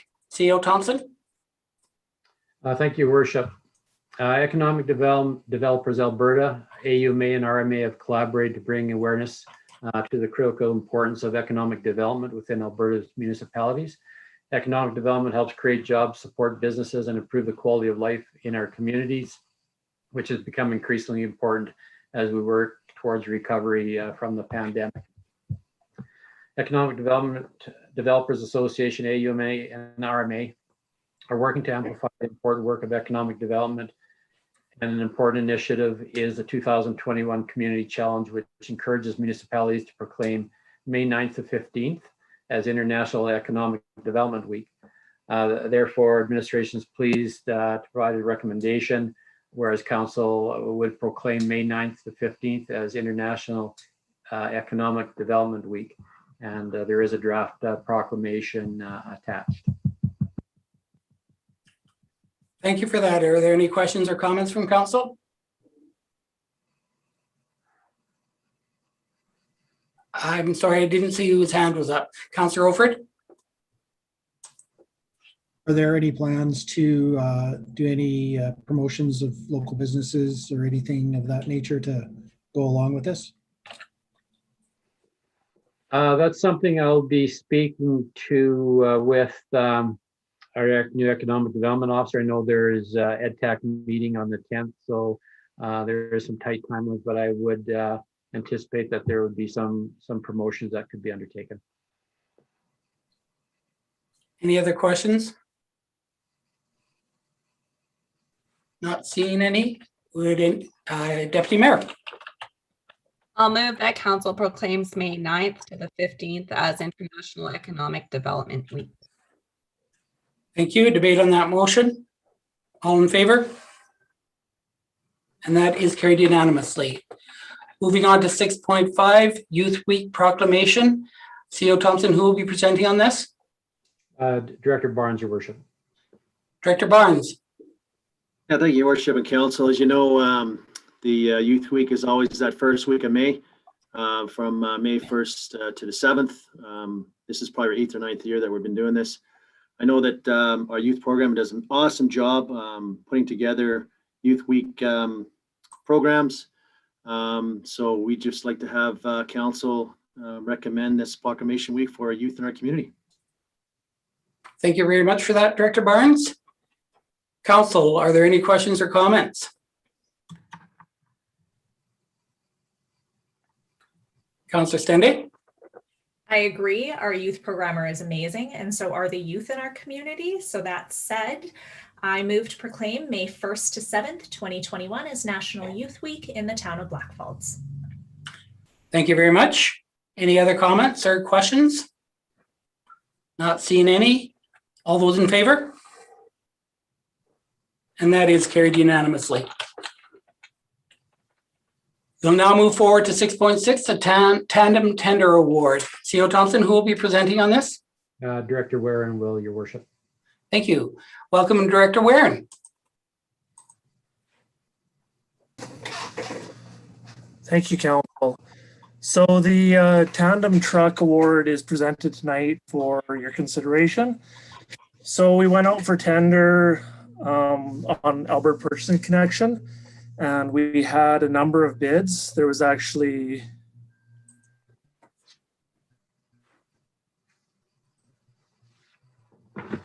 I think we're frozen. 7 bids. And can you guys hear me now? Yes. Okay, sorry about that. So I guess I'll just speak here with audio. So the tender award is for the 2022 freight line with Monroe sander and plow attachments. This will replace an older unit. So the budget was estimated in the 2021 capital budget for $280,000. And if council moves forward tonight to award the tender to New West Trucks, we would be awarding that for $273,923. And that would be a cost savings overall in the budget of $36,077. This would include the provisional items of the water reservoirs as well as the sprayer bar. And that will be used for both watering the roads as well as applying potentially beet or some other sort of de-icing agent in the wintertime. So the other warranty coverage and warranty work and delivery dates are presented for council tonight. And with that, I will open it up for questions. Thank you for that, Director Warren. Council, are there any questions? Councillor Taylor? Excuse me. So we see in your presentation that the lowest bid couldn't meet technical specifications. So there was obviously they couldn't deliver even though they could offer you a price. How did that affect us for that $1,500? Like how big of a difference in time was that? I believe it was, thank you for that, Councillor Taylor. I believe it was not only just the delivery times, but was the fact that it didn't actually meet the technical specifications for some of the other components. So yeah, we're actually looking, and this was Manager Thevenaux's item, so I don't have the details with that, but I'm pretty confident that it was because of the fact that there was additional items in the tender that they did not meet the specifications for. Thank you for that. Are there any, Councillor Stende? Two questions really quick. First of all, you said 273, but we have 243,923 in front of us. I just want to confirm that 243,923 is the number that we're looking to approve here. Yeah, thanks for that question, Councillor Sandy. Yeah, so the number that the recommendation presented tonight is that council accept the award of tendering bid for the tandem truck for the New West truck for the 2022 Freightliner with Monroe attachments for the amount of $243,923. Perfect. Just wanted to clarify because you said 273 and that's a bit of a jump. Second question was just, so we are actually seeing a savings from our budgeted amount of 36,077. But right beside that, it says that allows for the purchase of provisional items. So are we actually looking to spend that additional money or are we saving it? Yeah, sorry for that clarification there, Councillor Sandy. That actually includes the purchase of the provisional items. So we would be saving the $36,000, even though we are getting the provisional items like the bar sprayer and the brine tanks. Perfect, thank you. Any further questions? Not seeing any. Councillor Taylor? I'm prepared to move. Go ahead. I move that council accept the award of tendered bid for the tandem truck to New West Truck for the 2022 Freightliner with Monroe attachments for the amount of $243,923. Thank you. Debate on that motion? Not seeing any. All those in favor? And Councillor Taylor, I couldn't see your hand. So that is carried unanimously. Thank you for that, Director Waring. Moving on to 6.7, who will be presenting on that? CO Thompson? Director Waring, your worship. And welcome back, Director Waring. Thank you, Worship Council. So under the 2021 capital budget, we had $101,200 set aside for asset management software as well as work order management software. So this is part of the overall asset management and work order program that we've been talking about and discussing over the last, I believe, last meeting for standing committee, we had the asset management coordinator and the manager present on that. So this is the award of the enterprise asset management system, so the EAM, and that is essentially a software program that can manage the town's assets as well as review and prioritize the assets that need to be managed, looking at life cycle costing, as well as the ability to generate work orders for this type of assets to be maintained and or replaced. So the request for proposal was advertised on Alberta Purchasing Connection on February 10th and closed March 18th. We received 8 proposals, and there was a number of consultants that provided those proposals. So I just want to take this time to recognize the team that reviewed each of these 8 proposals. This was a fairly large undertaking. The proposals were narrowed down to 4 total proposals, and then we held a 1-hour virtual meeting with each of these 4 consultants. Based on the rating criteria attached in the virtual meetings, we narrowed the 4 down to 3, and then through reference checks, as well as going through another senior review, we were able to determine that we'd like to recommend that council move to award the enterprise asset management software program to Public Sector Digest for a period of 3 years with the option to extend the agreement for an additional 2 years. We believe that this is the best path forward for our asset management policy, as well as a program that we'll be implementing here. Thank you for that, Director Warren. At this point, I'll open it up to council for questions.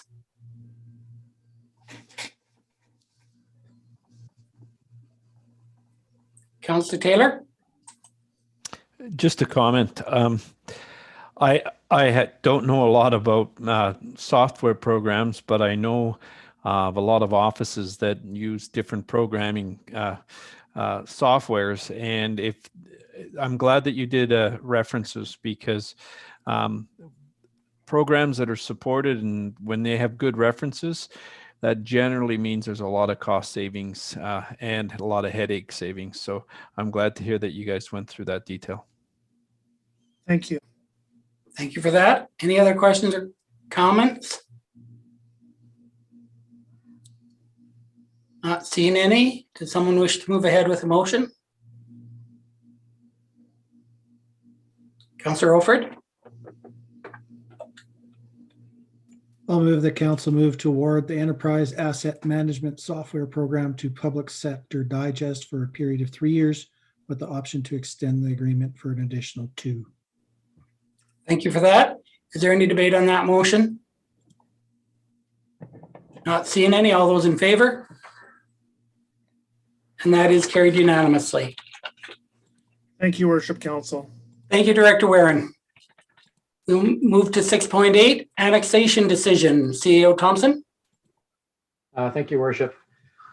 The town of Blackfalds went through a major annexation with Lacombe County that took effect in January of 2009. At that time, the town of Blackfalds population was approximately 4,700 people, and there was 853 hectares or 2,100 acres of land annexed from Lacombe County. With the relatively high growth rate at that time, it was determined with the additional annexed land, residential and non-residential lands need would be met for a period of approximately 30 years. The northeast quarter section of 24-39-27 west of the 4th, which is on the attached mapping schedule to this document, is the parcel of land that would square off the municipal boundaries in the southeast corner of the municipality. And it was not included in the annexation at that time due to the fact that the existing landowner was serving on Lacombe County Council at that time of annexation. Inclusion of this parcel of land in the annexation process would require that councillor to resign his seat on the Lacombe County Council. Recently, however, the owner of the land who is not serving on council at this time has reached out through formal correspondence to both the Chief Administrative Officer for the town of Blackfalds and the County Manager of Lacombe County, requesting that the town of Blackfalds now consider the annexation of his land by the town of Blackfalds. This matter was brought forward as an in-camera discussion item in the April 19th Standing Committee of Council because of its legalities. Discussion included the benefits of annexation of the parcel, including integration into the town's long-term growth area, environmental considerations with the existing 25-acre environmental reserve, as well as recreation benefits with the natural trail system and protected natural area. Following discussion on this item, the following motion was made when the Standing Committee come out of camera. That Councillor Hoover moved that the Standing Committee of Council direct administration to bring forward the matter of annexation to Council for consideration. Therefore, this matter has been brought before Council tonight. The annexation process is clearly set out in Division 6 of the Municipal Government Act, Section 116, subsection 1 of the MGA notes. A municipal authority initiates annexation of land by giving written notice of the proposed annexation to the municipality from which the land is to be annexed, which in this case is Lacombe County.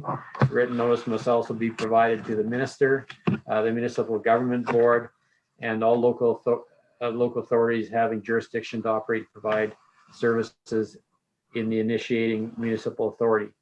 Bring this item before council and making formal resolution indicating that the annexation process be undertaken will allow the annexation process to proceed.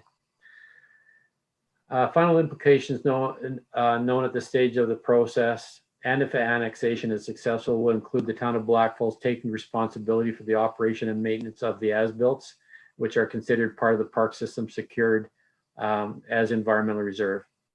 This would include the gravel parking lot, fencing, signage, and natural trail systems that were put in place by Lacombe County. These operational maintenance activities would be absorbed into the community services annual parks facilities overall operations if the annexation is to take place. Therefore, administration's recommendation that council authorize the initiation of the annexation process of the land parcel identified as the northeast of 24-39-27 west of the 4th through written notice to Lacombe County and the other required parties per the regulations of the Municipal Government Act. Thank you. At this time, we'll open it up to council for questions.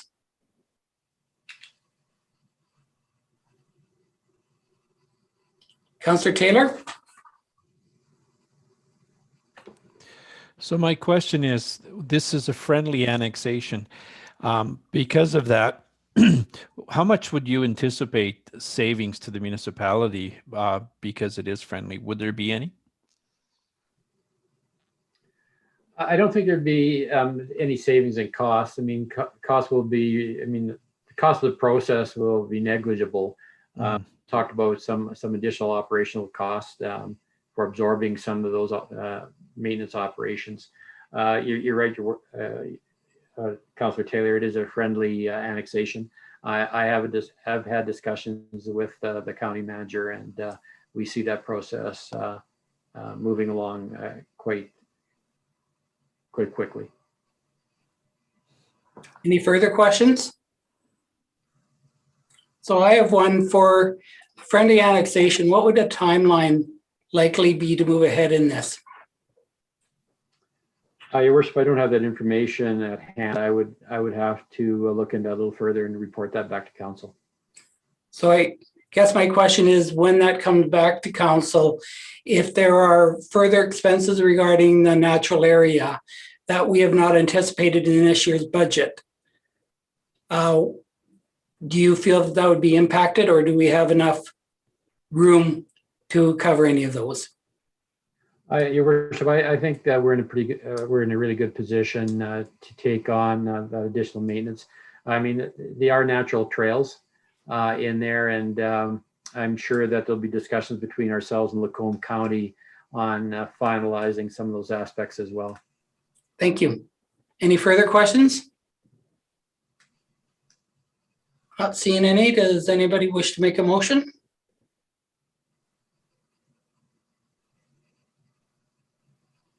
I think Councillor Stenny was slightly ahead of Councillor Hoover.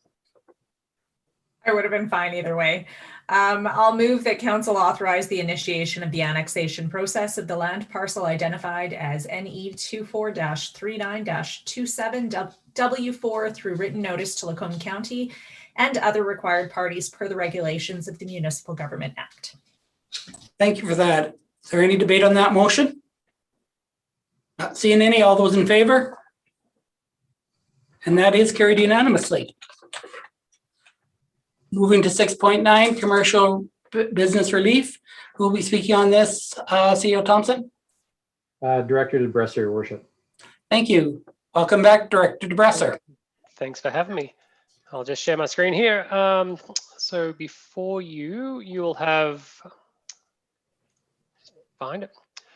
You have some suggestions for the business and business relief for COVID-19. Council did direct administration to bring back some ideas on continuing some of the support for businesses as well as residents.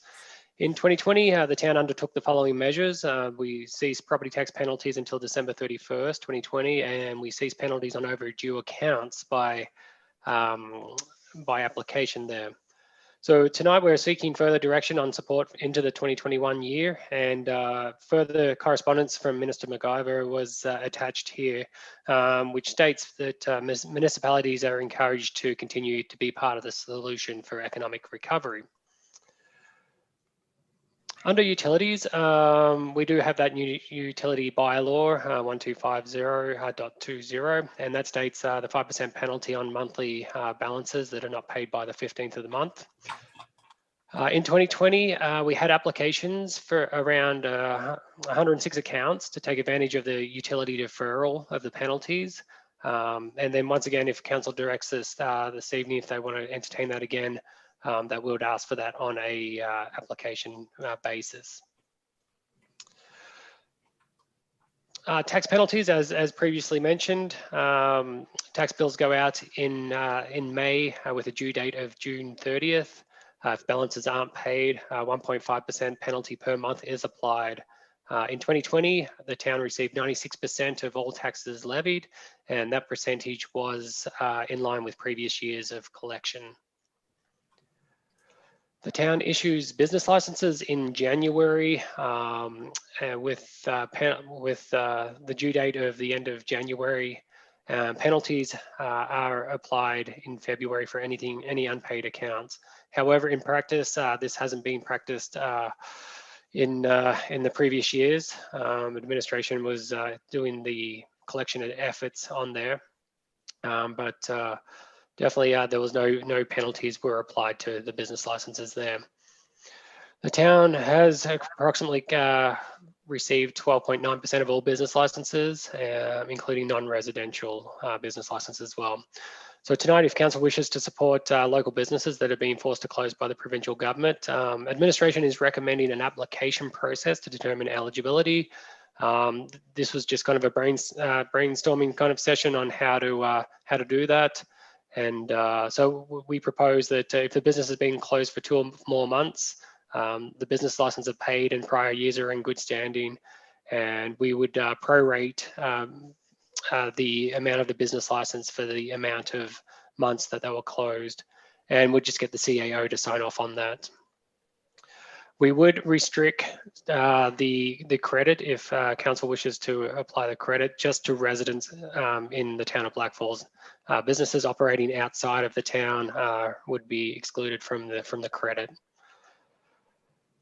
We included the fees there. Home-based businesses are 110, and most of them are $133.10. General contractor was at $199.65 as well. So the recommendation tonight, we just left it open that you accept this report as information and direct administration accordingly. So with that, I'll open it up for any questions or comments. Before we move back to council, Director DeBresser, could you just share your screen and show the viewers the email that we received from Minister McIver? Sure can. So here it is. Like I said, it was pretty much this line here, just thanking the municipalities for the work that has been done, and just encouraging the local government here to support residents and businesses in the recovery here. So thank you for that. No trouble. We will now move to council for questions and comments. Councillor Alford. It's more of a point of order, but as a business owner in town, do you wish me to recuse myself in this debate and vote? CEO Thompson? I think that would be a preferred option at this time, Your Worship. So are you considering yourself recused from discussion and vote from here on in? Yes. Do you want me to just like log off or just mute? And I think if you just mute, you can continue on virtually. Okay. Other questions or comments? Councillor Hoover. Yes, mine's maybe just to clarify, do we have any numbers as to how much cost to the town based on the previous relaxations, I guess we need, or the compensation we made? We've waived penalties, so do we know how much that that total is up until a certain point? Are we talking taxes or utilities? I'm just looking at a combined Yeah. amount that potentially this is cost. I had a quick look. If you recall the spring adjustments last year, I think we made adjustments for that, and the penalties that were on budget for last year. I don't have the figures in there, but I would estimate to maybe $20,000 upwards. And would the majority of that be residential as opposed to business? Correct. On the tax side, the utilities penalties aren't that because the bills are substantially lower. So the reduction of interest revenue, or sorry, penalty revenue would be substantially lower for utilities as it was taxes. Thank you. Councillor Pell, did I see your hand up? Go ahead. Thank you. So my question is for Director DeBresser. When you say that the town has collected approximately 12.9 or 13% of all business licenses, is that just because at this point in the year we would have typically only collected 13% of businesses or of licenses, or does that mean 87% of businesses who had licenses last year have not gotten licenses this year? No, it would be the former there. Definitely we invoice everything that we've got on file here. Business licensing is labor intensive to follow up. We send invoices, we send statements, we follow up on a monthly basis, and accounts receivable is very busy trying to get payments in for business licenses. However, that 13% that we've collected already this year is in line with previous years. It is. Okay. Yeah. Thank you for the clarification. No trouble. Councillor Stendy, did I see your hand up? You did. So seeing as my first question was actually asked and answered by Councillor Hoover, that's a pretty minimal amount that we're looking at. I would have no problem with the eligibility criteria that is laid out here for both of those. And then as well, I'd written an email to administration a couple of weeks ago asking what, if anything, we could do for our restaurants in our community. And I realized that we do not have a ton of them, but we have had a ton of comments from residents about patio relaxations and whether or not we would be offering more seating options, especially with the weather getting nicer, so that our restaurants can actually maybe thrive a little bit, given that they are not allowed to open their actual seating areas indoors at this time. And then as well, I kind of wanted to ask about our outdoor amphitheater space and whether or not people need to book that, or if that's something that maybe we can extend to places like our local dance studio as an acceptable alternative for outdoor space for their teaching, because I know that they are extremely hard hit by the COVID pandemic restrictions as well. And I think anything and everything we can do for any of our local businesses, our martial arts studios as well, might be able to access that and use it if it isn't something that we require payment or bookings for. Have we considered reaching out to them with those options? CEO Thompson? We've been looking at a few things. We've been getting interest in the creation of patios, as Councillor Stendy mentioned. We are providing picnic tables for, that we have in storage for ball tournaments. So we've been requested to provide those. So we've assisted with that so they don't have to go and buy tables, and that will help with the short-term measure. We will look at that. Councillor, that was the amphitheater that you said to provide it for dance? I mean, we have the amphitheater space. We also have several parking lots throughout town that are not currently being used because our public facilities aren't allowed to open. I think if we reached out to any of our businesses in the community who may be able to utilize those spaces, whether it's for additional seating or to run classes, I know that we do have barricades that we usually use for the town for our parades, which we can't hold right now anyway. So maybe we could put up some barricades in some of those spaces to block off parking so that our local kids' sports and youth are able to hold classes or attend classes outdoors instead of inside. Right, and we've also provided a waiver to some of the restaurants for patios, knowing that they're taking up some of the parking space. So we provide some relaxations in light of that. So we definitely will look at some of those other ideas as well. We have been also speaking to our local food trucks and offering up some possible locations for them to conduct business as well. So we are working on a number of things that I think will, as a total, assist our local restaurateurs. That's awesome. I'm so happy to hear that. Thank you so much. Thank you for that. Any other questions? Did I see anybody else's hand up? So CEO Thompson, does administration have enough direction from this discussion if we were to make the motion and move forward on it? Yes, we do, Your Worship. Thank you. Is someone prepared to make that motion? Councillor Appel. Thank you. I'm prepared to move that council accept this report as information and direct administration accordingly. Thank you for that. Is there any debate on that motion? All those in favor? And that is carried unanimously. Thank you for that. We have an emergent issue, 6.10, Alberta Culture Days. CEO Thompson. Your Worship, I'll ask Director Barnes to provide that item. Thank you, Director Barnes. Thank you, Your Worship and Council. As you know, this is kind of a last minute thing that was in front of you. The reason is that we have to have our grant application into Alberta Culture here on May 7th. It used to be July 16th was the deadline. Now we've got 2 weeks to do it. So I just need your guys' blessing on providing my administration a letter of support to be included in the 2021 Alberta Culture Days grant application. As you know, that the operating budget for the Culture Days is around $10,000, and we do receive about $5,000 from Alberta Culture. So I just need you guys' blessing on this.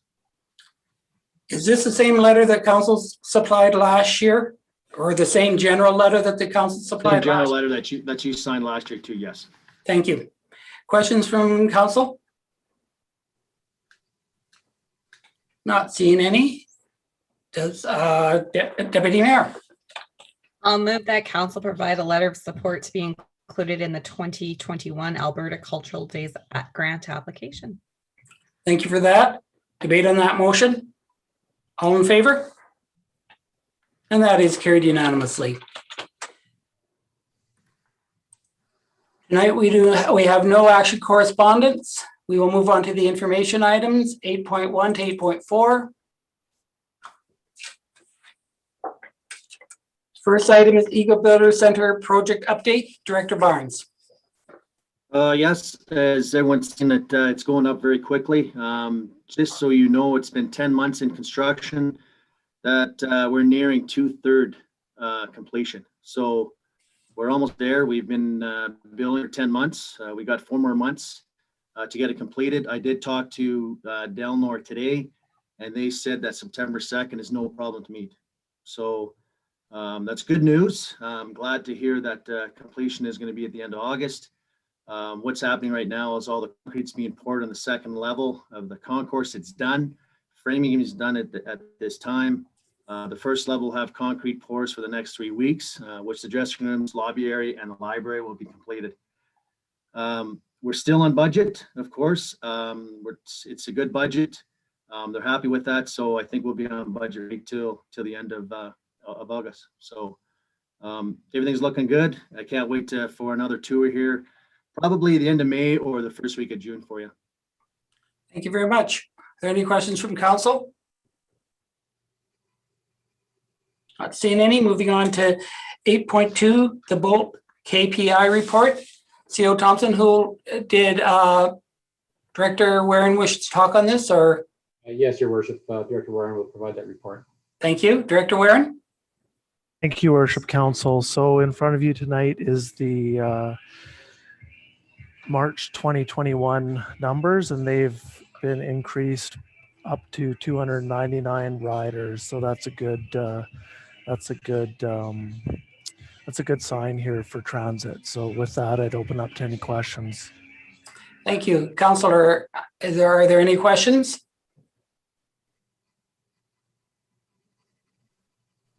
Not seeing any. Thank you, Director Warren. We will move on to FCSS board meeting minutes for March 11th.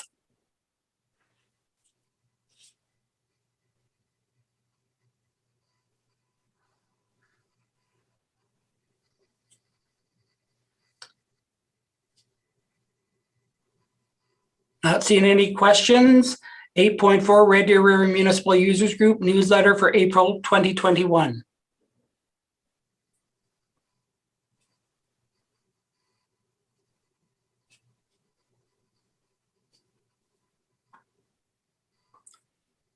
And I don't see any questions for that. So, Council, was there anything in any of the 4 items that you wish to comment on at this point? In that case, could I get a motion to accept? And that would be Councillor Olford. I'll move to accept his information. Debate on the motion. All in favor? Carried unanimously. We will move on to round table. Tonight we will begin with Councillor Stenday. I don't normally comment on a lot, but there was actually quite a bit that happened this time.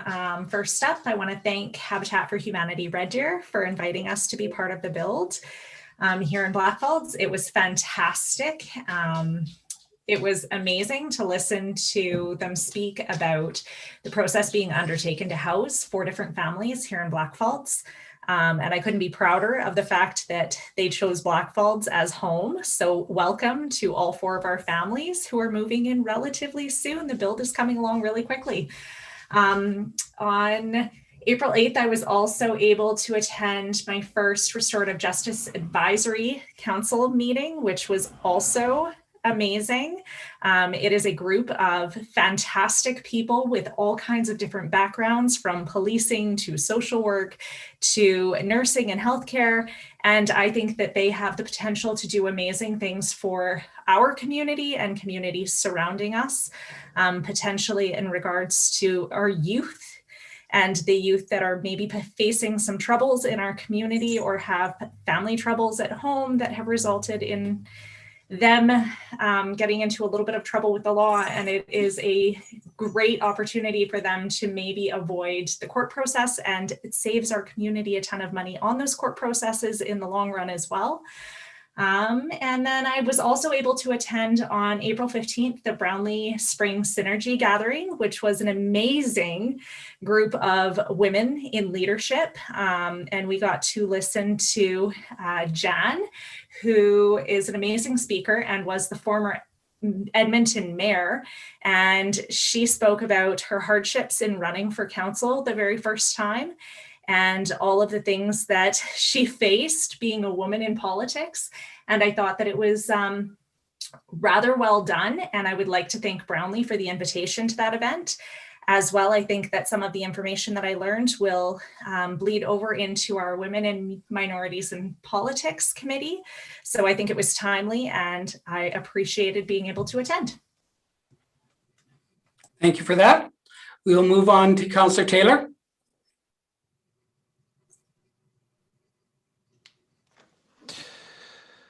Okay.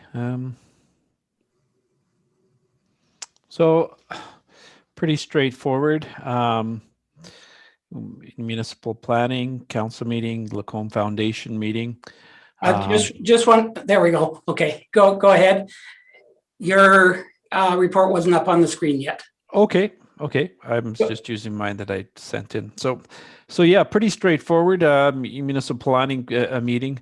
Again, I mean, I think all the members agree that we are seeing a lot more home-based businesses, probably a reflection of the restrictions of COVID, that there needs to be a way to access revenue, and by having home-based businesses, that certainly is typical. That's not a non-typical event, especially in times of recessions. That usually is the biggest time in a recession for business startups. So we're definitely seeing that trend. Lacombe Foundation meeting, a good session, and there were a municipal planning meeting again. We had a special council meeting. Blackfalds Chamber of Commerce meeting, and there will be an election coming up. And so there's a recreation and cultural parks board meeting we discussed there.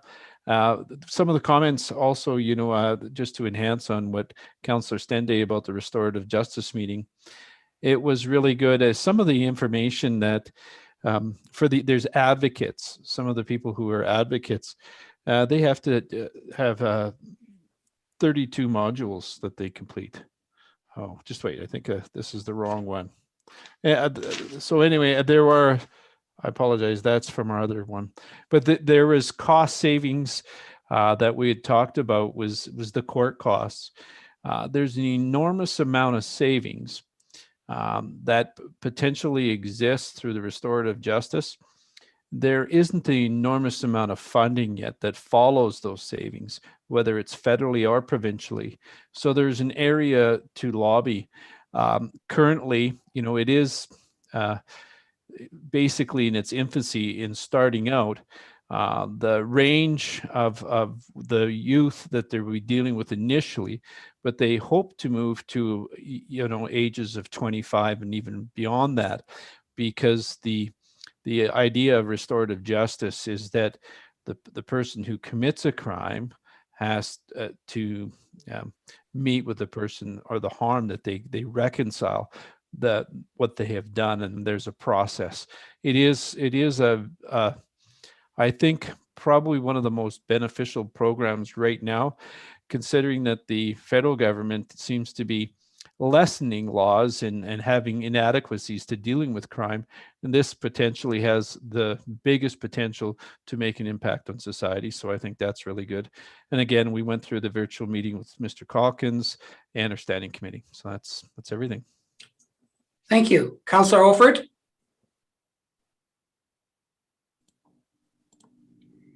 So yeah, a variety of things went on. Most important would be the grade 6 governance tour. Unfortunately, virtually.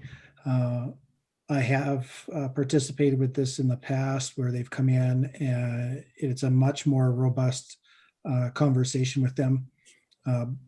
But we made do with virtual. It turned out decent. Lots of some really good questions. It's amazing though, our grade 6s really like Starbucks. Not sure what's up with that, but yeah. And then we had a library board meeting, getting more and more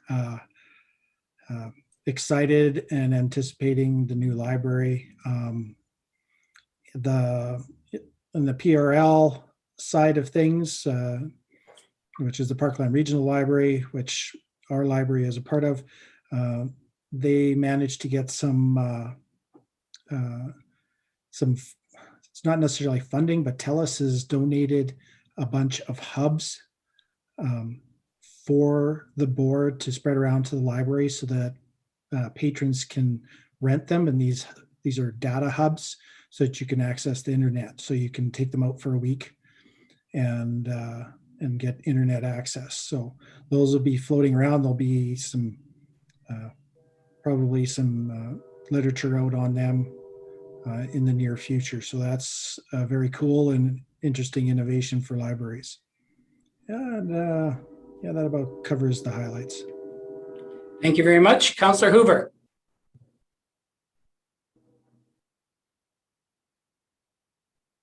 You're on mute, Councillor Hoover.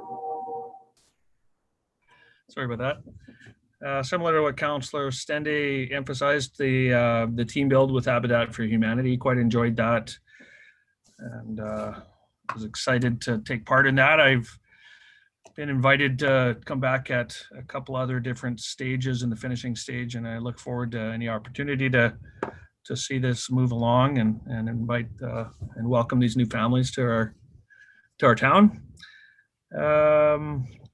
And then the other highlight for me was the CEPTED advanced training, which of course is crime prevention through environmental design. And the town of Blackfalds is very familiar with this. I think we have quite a few staff and current council, former council that have taken this training. I was quite impressed with the Central Alberta Crime Prevention Center for how they conducted this course during these challenging times. They did it virtually, but if anybody that's taken this training before, it does require a big project that requires site visits. So they had an interesting way of dealing with this.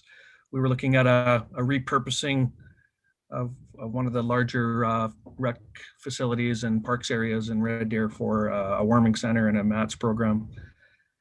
And we nicknamed it our Mars rover. We actually had one person that would walk around the site with a camera and show us different angles and views of the building and the site, seeing as we had participants from Lethbridge, Calgary, Edmonton, all over the province. So it was actually quite impressive how a team of people from different locations were able to do a project from a distance like this. So it's quite an interesting learning curve to look at CEPTED, and I'm quite happy that our town takes this seriously. Everything from our Parks and Rec and our development, everything starts with crime prevention as its basis. So I enjoyed that, and that was the highlight of my month. That's it. Thank you. Councillor Appel. Thanks. I don't have anything additional to add to my report. Deputy Mayor Schwab. So let me see. The library board meeting. I just want to thank the Friends of the Library Board for running our first 50-50 draw. I thought it was very successful. We just ran it for, I think, a short week. And there will be more 50-50 draws coming up. And I think there's a few other things that they have planned for the library just to help meet their needs of what they're going to need inside the library. So that was great. I was able to take a tour of the new library and arena, and that was the first time I've actually been inside it. And we got to have the tour with the Service Credit Union, since there are big donators for the library. The library is going to be amazing. It was so exciting to be able to see it being built. We were able to walk around the top of the arena and see it fully as well. The seating is amazing, and you should be able to see any part of the ice when you're seating there. So that'll be so exciting. I am so looking forward to actually watching hockey, and I really hope in the fall we'll be able to do that. And then my last item would be St. Gregory the Great. So as I mentioned in the previous meeting before, they have partnered with Iron Ridge Intermediate Campus. So they were only going to build one Gaga pit, but now they're building two.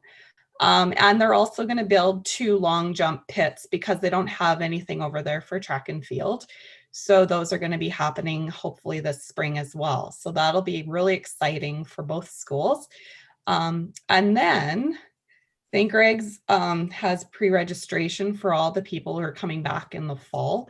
And I believe their kindergarten and preschool registration as well. So for the fall, there are now over 600 students in that school.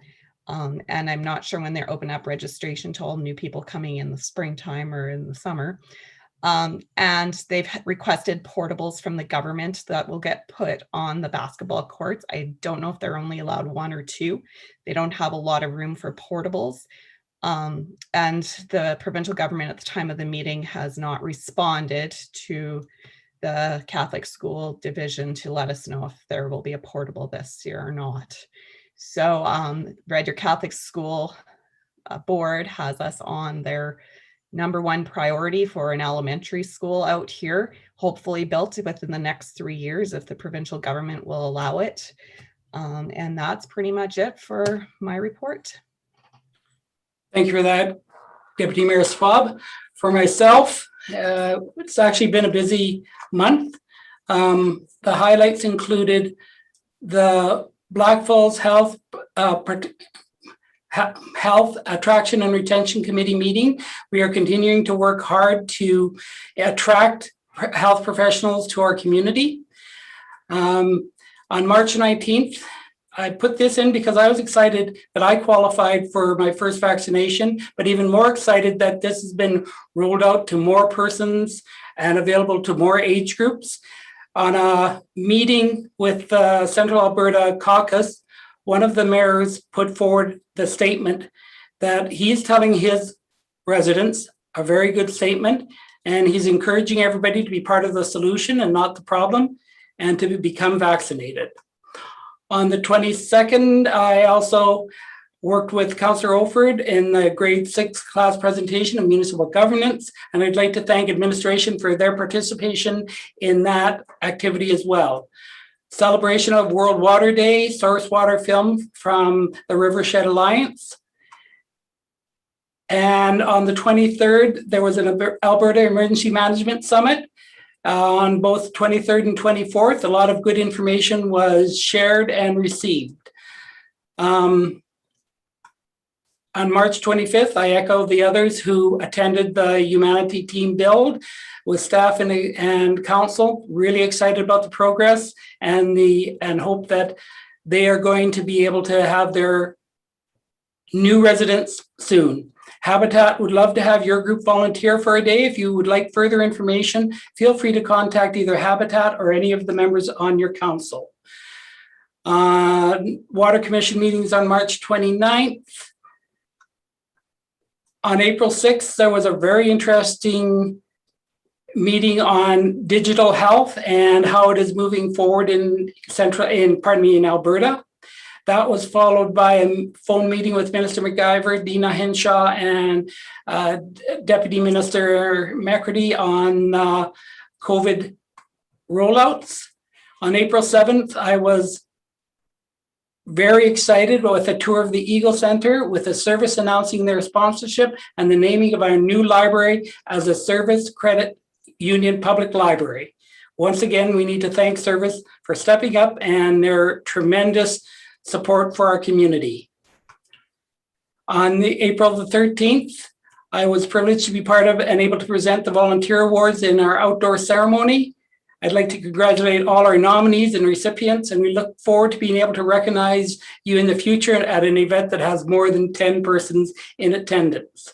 On April 14th and 15th, AUMA put on a leadership caucus, and there was a lot of information shared and provided during that time. And that concludes my report. Are there any questions from anybody to any of the councillors? If not, I would ask for a motion to receive the roundtable as information.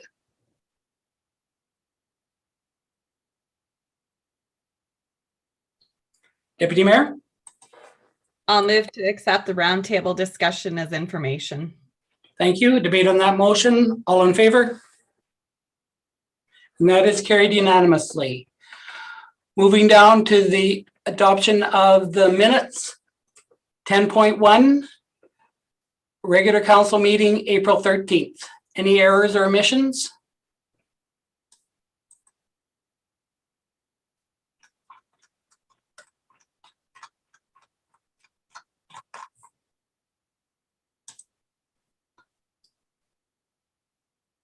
Not seeing any. Would somebody wish to move that for acceptance?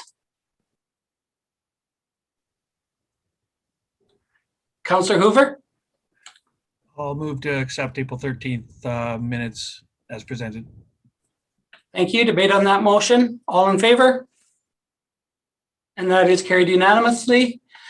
Moving on to 10.2, Standing Committee, April 19th. Any errors or omissions?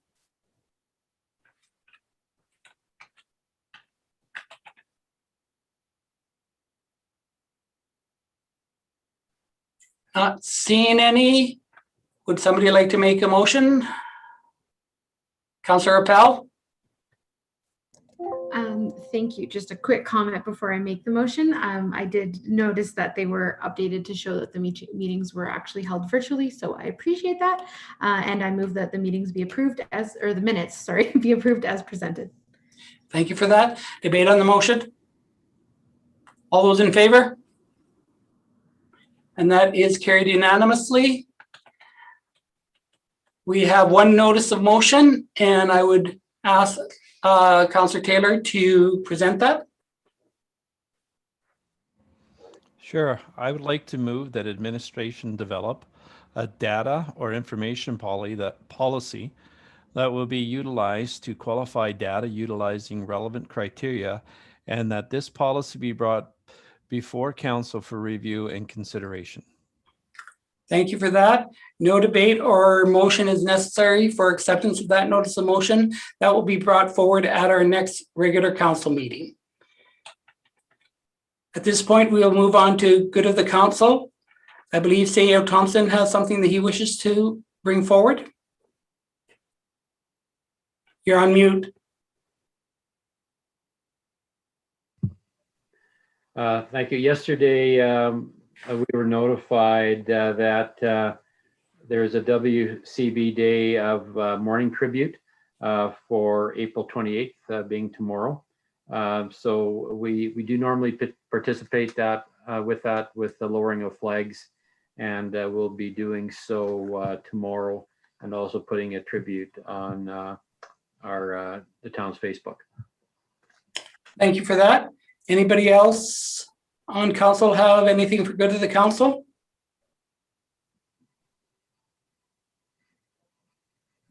Not seeing any. That brings us to the end of this meeting, and I adjourn the meeting at 9:20 p.m. Have a good evening, everyone. Good night.